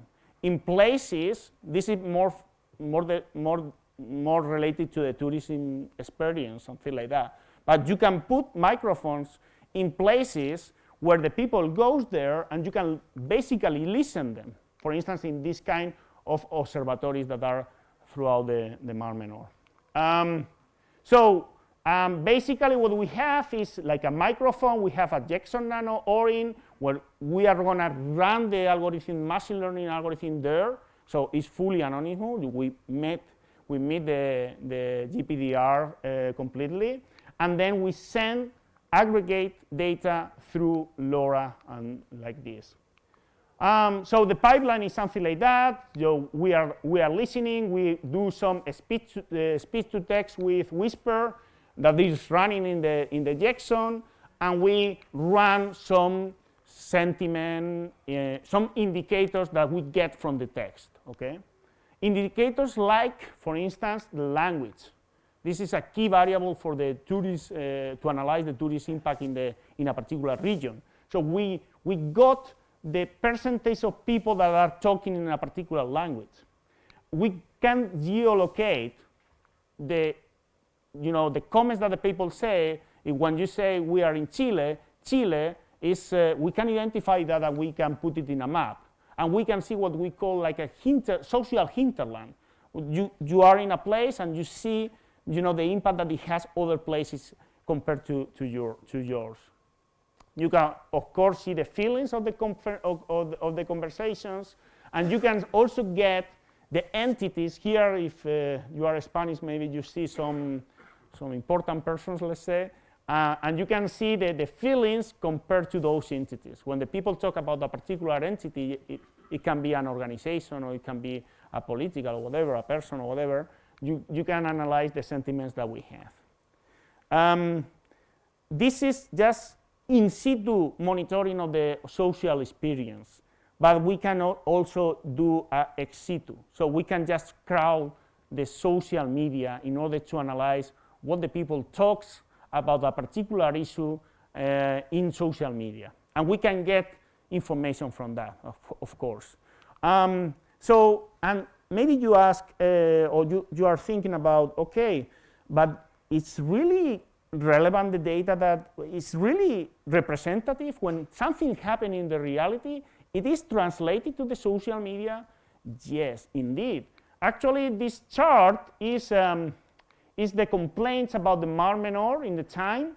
And here you have the 15th of August of 2021, which was one of the big fixed skill that we have. And suddenly the number of complaints about the Mar Menor suddenly grow up.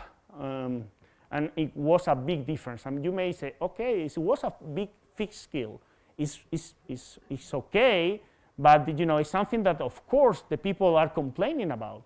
But there are other things. People say things in social media that you cannot imagine. This chart is quite interesting. This is the chlorophyll level that we get from the buoy, and the chlorophyll is measuring the eutrophication process of the lagoon, which is related with the the growth of vegetables and algae and things like that. So you can see here they suddenly increased that.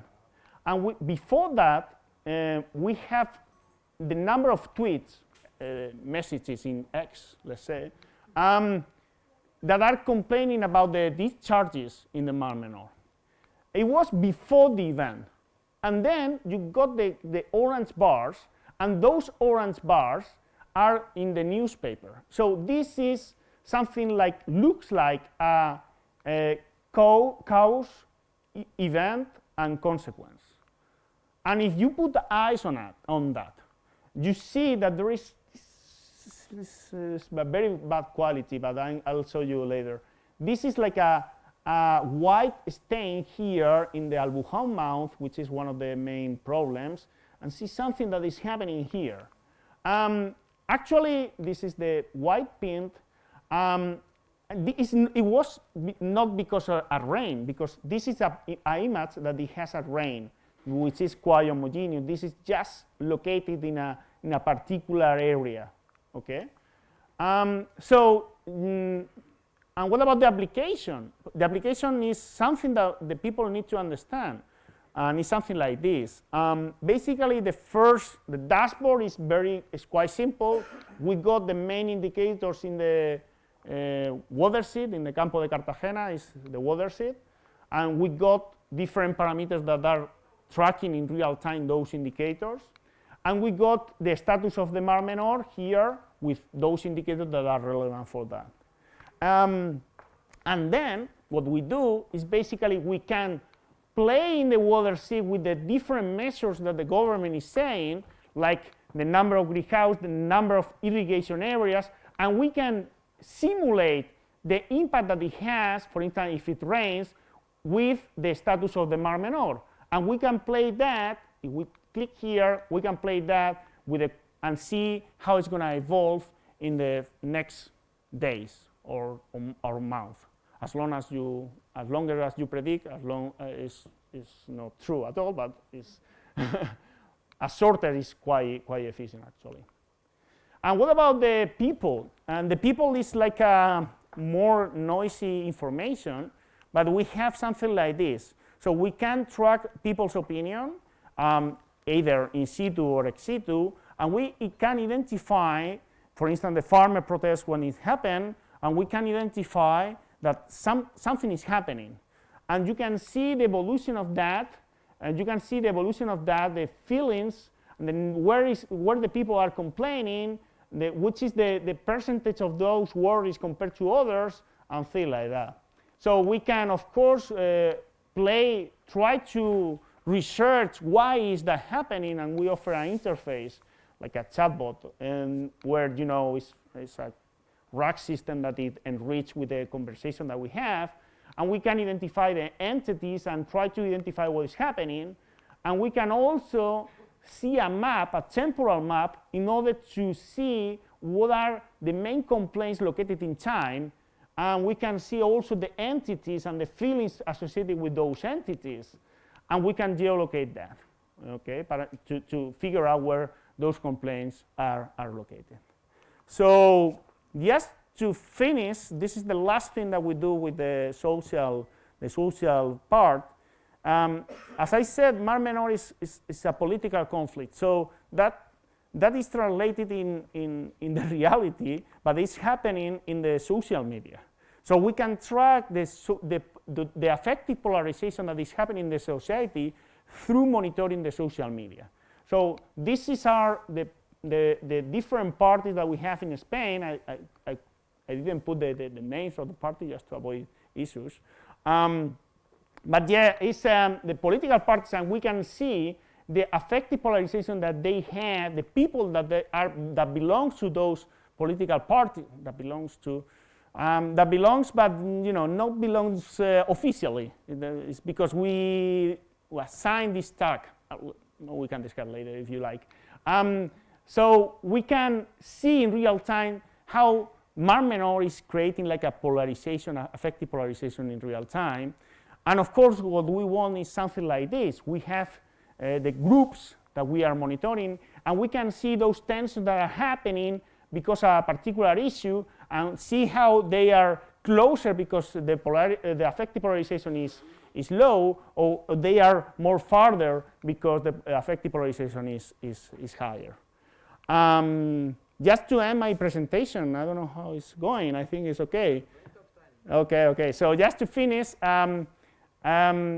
okay, we need to integrate socio-environmental data. So we don't, when you place IoT sensors are going to provide you the consequences of the facts. For instance, if I put the buoy is going to measure the chlorophyll or the oxygen. But if the chlorophyll goes down or the oxygen goes down, that means that something has happened before. So we need to also monitor the main causes that that can affect those sensors. And this is, in this context, the socioeconomic activities that are running in the environment. Of course, we need to get that, we need to use the most advanced technologies in order to get that data and try to enrich the most advanced more than the most advanced models.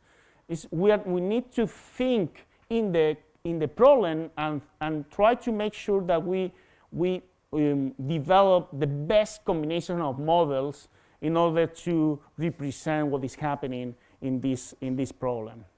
Of course, we need to develop that with the citizens, with the user, with the stakeholders, because otherwise, that is not it's not useful.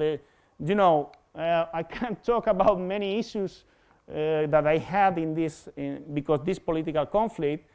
We need to understand that the science needs to bridge the gap with the community in order to really provide solutions that are accepted by the citizens. For future, well, of course, we need to increase the data sources. There are many indicators that we are not considering. We are simplifying a problem that is quite complex. Of course, as many input as we include, our models are going to be better. We are focusing on a particular issue, which is the Mar Menor, which is a coastal lagoon, but we are working in the European Digital Twin of Ocean in order to extend this to all oceans and all the water bodies. Not only oceans, but also rivers and all the water bodies that are in the world. And try to combine not only the status of the water body, but also the status of what is happening affecting this water body. Indeed, we need to explore, the most advanced artificial intelligence and try to look for hybrid models with the physically based, and try to let the system think, because if we analyze scenarios that we set, for instance, the number of greenhouses, somehow we are trying to, we are putting some bias in the model. So let the system think and try to explore all the possible solutions. We need to always do that with the citizens and try to engage citizens in these solutions and try to focus on sustainability, because otherwise, we are going to lose many of the most treasures that we have in the planet. So that's all from my side. So thank you very much for your time.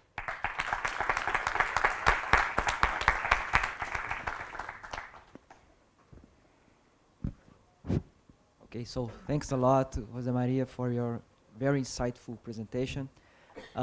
We have time for a couple of questions. Hi. Thank you for the presentation. It was very interesting. I have a couple of questions. Yeah. I didn't get what is the white part what you showed in the satellite image. What? Yeah. What was the cause of that? I cannot move the. Okay. Yes. I'm gonna go quick. Yeah. Here we have, for instance. Well, this is the impact of the fresh water that is coming from, from the water sheet to the salty water that is in the. Okay, was caused for rainwater that was in the. At this case, it's rain. Okay, but in this. But you show something that was not caused by rain. Exactly, it's not because of rain. This is like here is very well. Here there is like ephemeral stream, so no water is in the flow never. But I don't wanna, maybe agriculture, but also with the water treatment plants. When it rains, the excellence of the water treatment plants goes to this stream, and they go to the Mar Menor. This is the main issue in this scenario. This is the main issue because this water is polluted with nutrients, with nitrates and phosphates. So when it rains, of course, all this pollution goes to the Mar Menor because it drains to the. But when it's not raining, you also have some sources because agriculture, so farmers rain too much, irrigate too much. Irrigate, yes. And then all the excellence. Yeah, the excellence go to. Okay, that's the cause. And do you have any link, or did you get any link between when you have the buoy working with some issues, some like fishing death of fish or something like that? Did you got some actual event? The chart that I saw in the, I'm looking for this. This one. Yeah. These charts, okay, we have here some complaints, but what are those complaints about? I said that we can identify the entities and the people that are. Of course, we identify some relevant people here, and that was demanded in the office of the Mar Menor. I cannot say too much, but we can take a coffee. Okay. But yes, indeed, we have found some issues that can explain things, but not all the things, because the problem is quite complex. I have one more.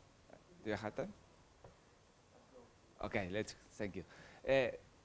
Let's go to the analysis of social media. Did you try to find the same clusters in other following other topics? I mean, you found here using these keywords or this kind of text, but did you find the same, or did you see the same things in other topics? Yeah. We are applying this in different fields, not only in environmental issues, but also in, for example, we work with port authorities and things like that. The problem domain makes that the social context is different. So it's not exactly the same when the people are complaining about the environmental issues. In this case, it's like a big impact. So you have like a critical mass behind that. So there are a lot of complaints, but if you go to a problem that nobody sees, the complaints are fewer and the topics are different because, for instance, are more interested in tourist aspects or whatever. So the techniques are somehow the same, and even more now with the large language models, something like that. But the data and the topics and the information that we obtain are different and is context dependent. I have more, but I'm gonna ask. Last question, please. Yeah, I have a question. You said at some point, very briefly, that for some of the, people's comments, you assigned them to their political orientation. Yeah. And I'm curious about the methodology that you used, and I even challenge why you do this. This is a good question. Because you have people who say, well, I belong to party X, okay, then that's something you can really rely on. But then you said, we assigned. Yeah. And this is this we word. We are tagging a tag, it's like we have different groups, we are tagging people in those groups, depending on what? Depending on the activity, we are talking about, particularly this is developing in Twitter, in X. So we are getting the user and we are following their complaints, and we are seeing the activity of this user in social media. So we see the retweets, we see the repost, we see the activity and the followers and what is following and things like that. And based on that, we do this. We do this as, of course, it's quite complex because we have like a seed, because this is political parties. So this is a public entities.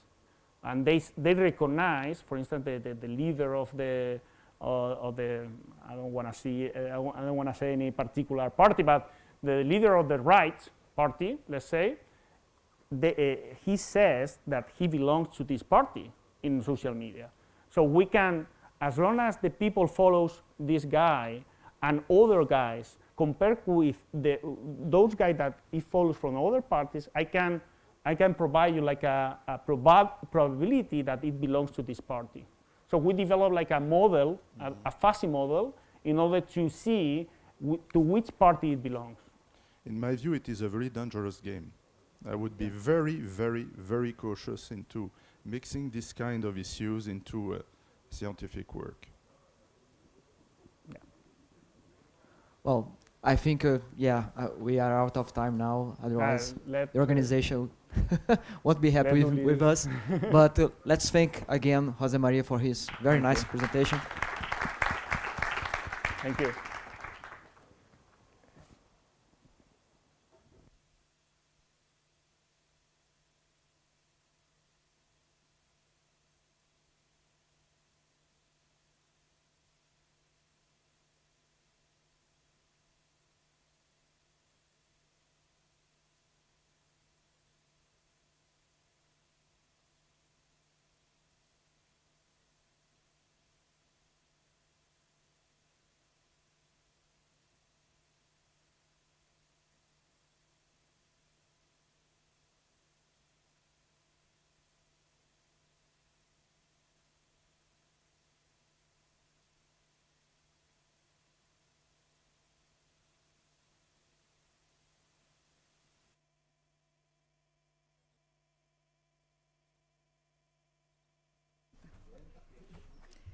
Thank you for continuing with us.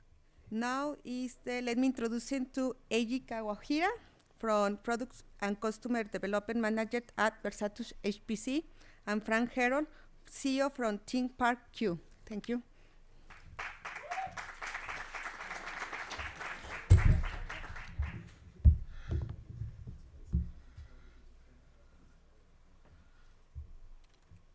Hello. Oh, sorry. Hola. Sorry, I'm going to talk in English because I get a little more comfortable. We would like, firstly, thank you for the community for the sponsorship opportunity. We are VersatusHPC with BeeGFS. And my name is Carla here. I am head of System Architect here in VersatusHPC, and I'm glad to bring here along with me Frank Harold, the CEO of ThinkPark, the company behind BeeGFS. So we are going today to briefly talk about why HPC is important and how it can. Oh, okay. Hello. Okay. Better. Thank you. And why is it important for science in general? So, okay, I would like to start with this very famous quote from Paul Dirac, and he said this many decades before the first supercomputer officially was born. So he said, basically, for physics and material chemistry, we already know what the mathematical problems we need to resolve. But we still don't have the computational capabilities to do that. There are just too many calculations to do, and we just simply cannot do it by hand. But in theory, we already know how to solve it. So he's basically saying that I know what to do, but I don't have a supercomputer to do these kinds of calculations. So we are seeing now and perceiving how AI is taking over our lives. We see ChatGPT and other stuff, generational AI, and we are feeling how these things are changing our lives. But we do not realize that HPC is already in everything in our lives. The planes and cars we took were calculated in CFD simulations. Oh, sorry. CFD simulations. I hope everyone here had the COVID vaccine as well. That was, I hope so, everyone, okay. So this was made in calculations with HPC as well. And basically, the first photo of a black hole was only possible through HPC. HPC improves and advances all of our lives. AI is our little young brother, and he's starting to change our lives as well.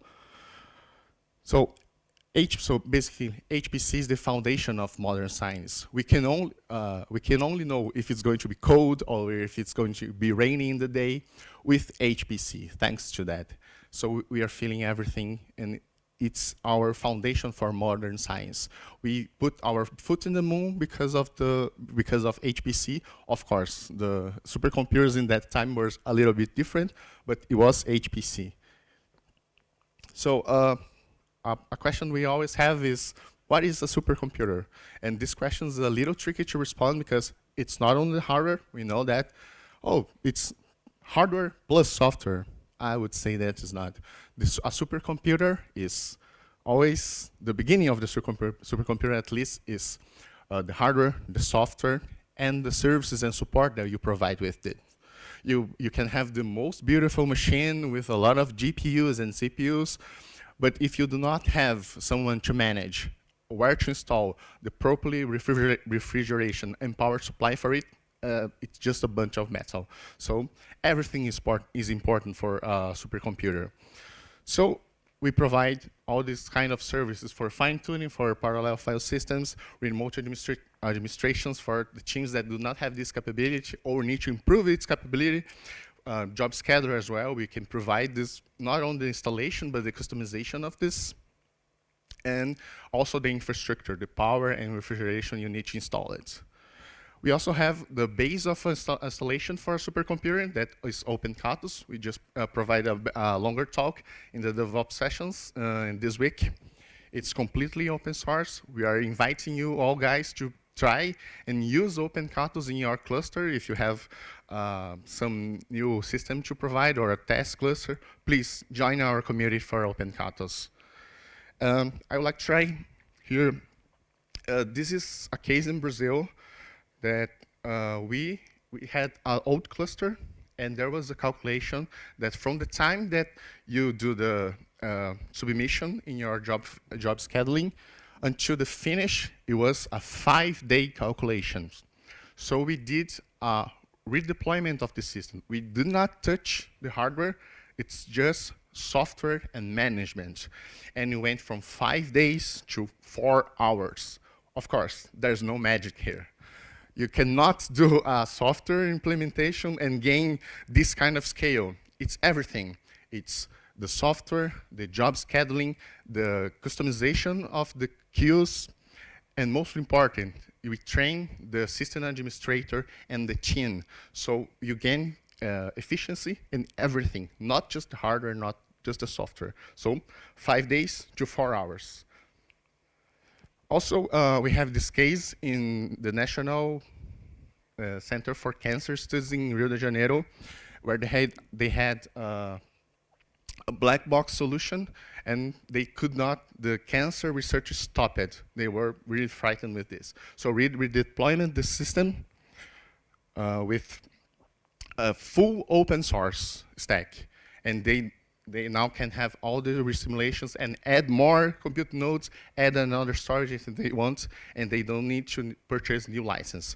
And these researchers in particular are more from bioinformatics, so we provide as well a web interface, so they can manage their files through a web interface.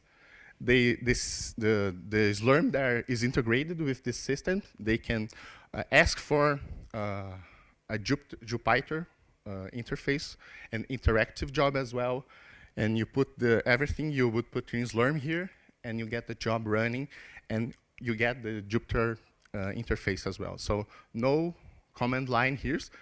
You can also use command lines, but for some new users, this is a better way to use a supercomputer. So we are inviting them as well to use a supercomputer the same way they use their own notebooks. I would like to talk some case. This is Ada Lovelace, one of the biggest centers in Brazil, 8,000 cores, really nice system.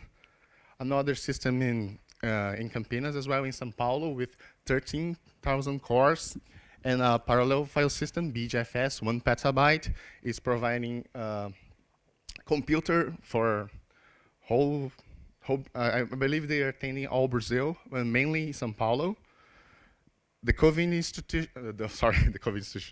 the research center that did research and provide our Brazilian vaccine is also using a BeeGF file system. And the bigger one we have deployed in Brazil is in Petrobras. We have a total of 3 systems in Petrobras, and we are going to deploy 6 BeeGFSs now by the end of this year.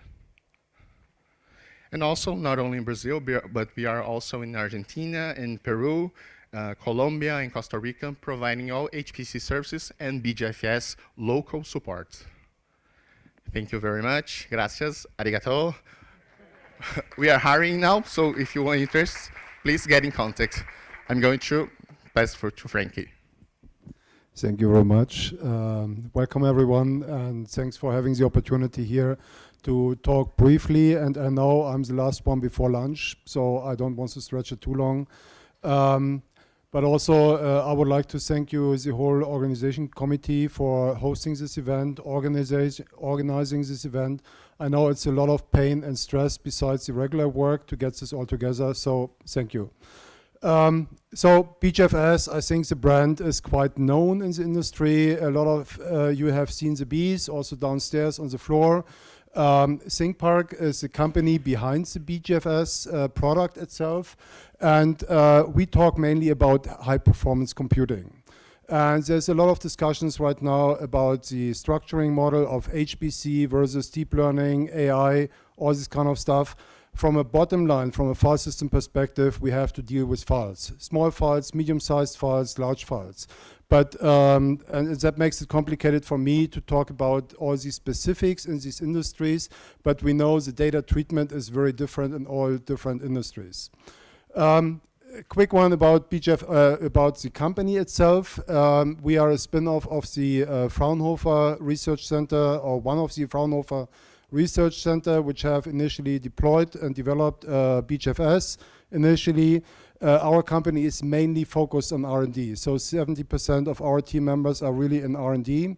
And we have partners like Versatus here in the region, which helps a lot going towards the customer, providing language support closer to time zone, where we focus and center very much on developing the product forward to make it robust. We are an independent company operating completely vendor neutral. So we only have the software stack, no bond to anyone else, which gives me as a CEO a lot of flexibility and freedom to decide how to move forward. And we believe in what we believe in and not get treatments from someone else. For us, it's also important to be the Women in HPC sponsors every year. I think it's important, especially in our industry, to get females up.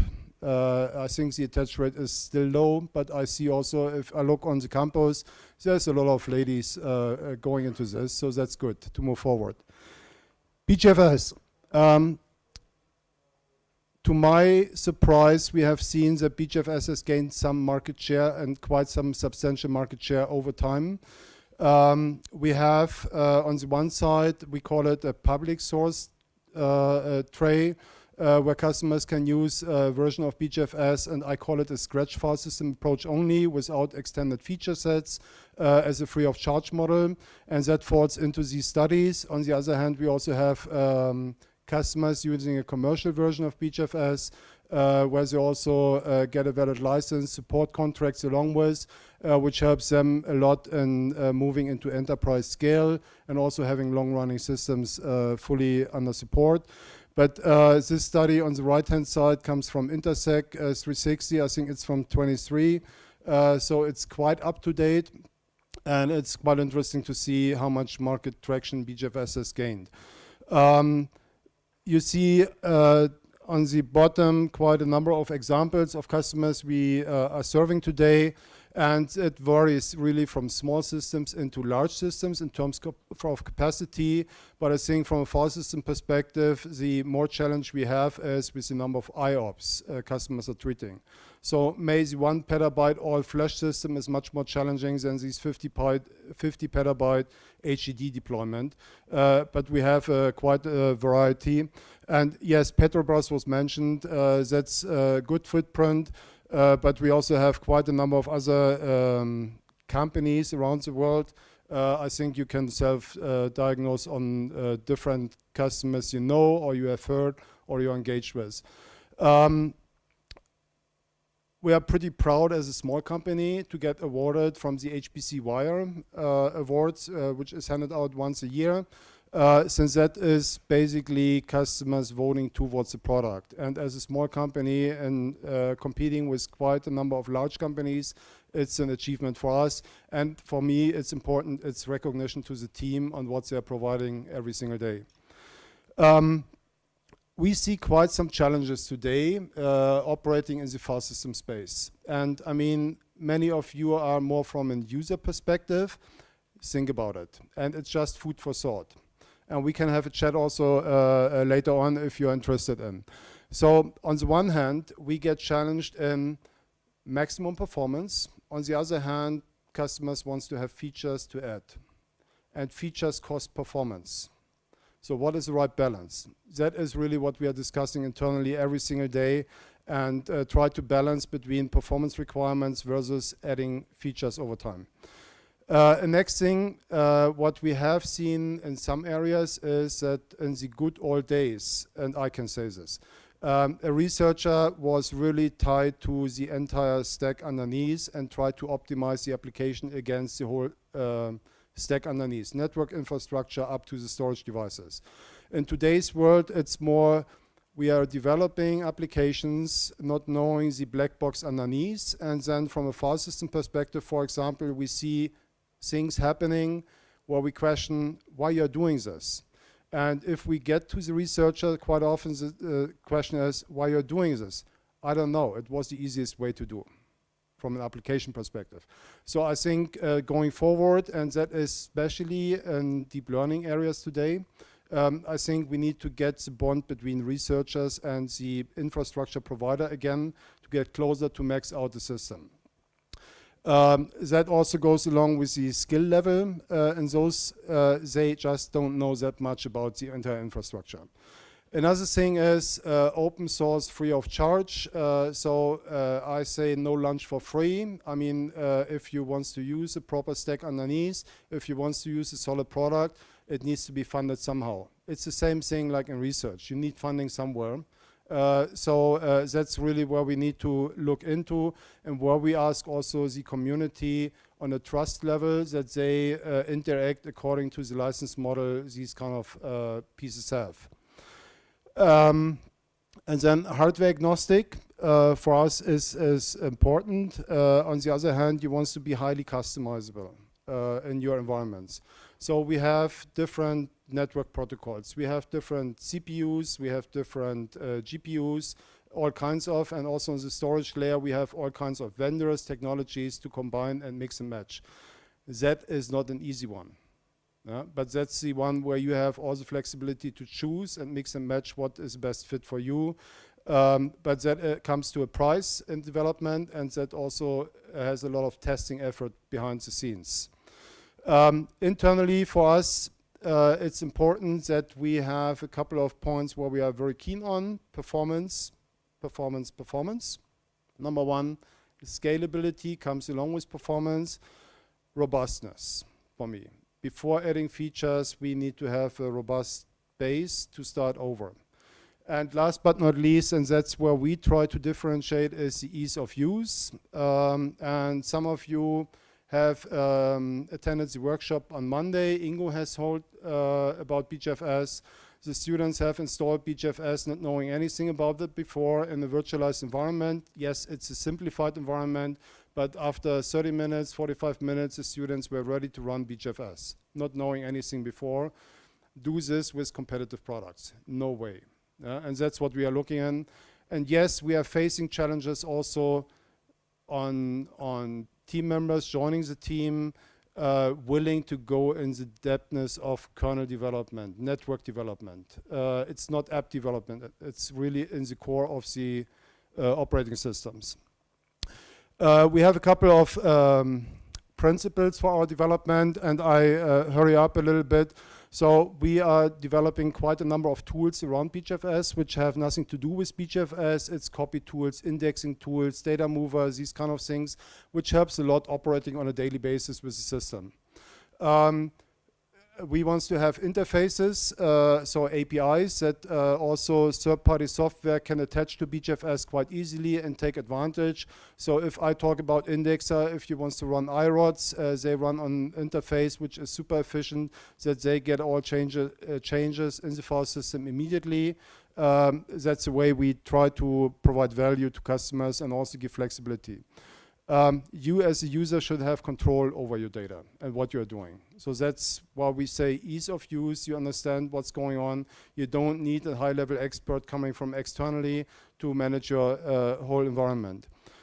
Hardware agnostic, I have mentioned. Cloud agnostic, vendor neutral. It's principles for us. And we want to hear from customers on a daily basis.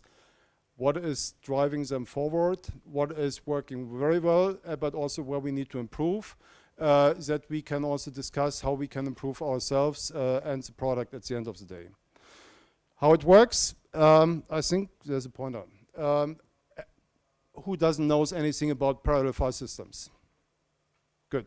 We can go quickly. I mentioned performance is the key thing for us. Yeah. Everything we develop has to meet the criteria in DevOps and benchmarking that we go ahead and stay with the performance we had in the previous release. Scalability, it's just a glimpse. I mean, you can scale this in the hundreds petabytes of architecture. We haven't proven this in exascale, obviously, but from theory, it should be manageable. And robustness is key thing for us. With that, I'm pretty much done for now. Thank you very much for your attention.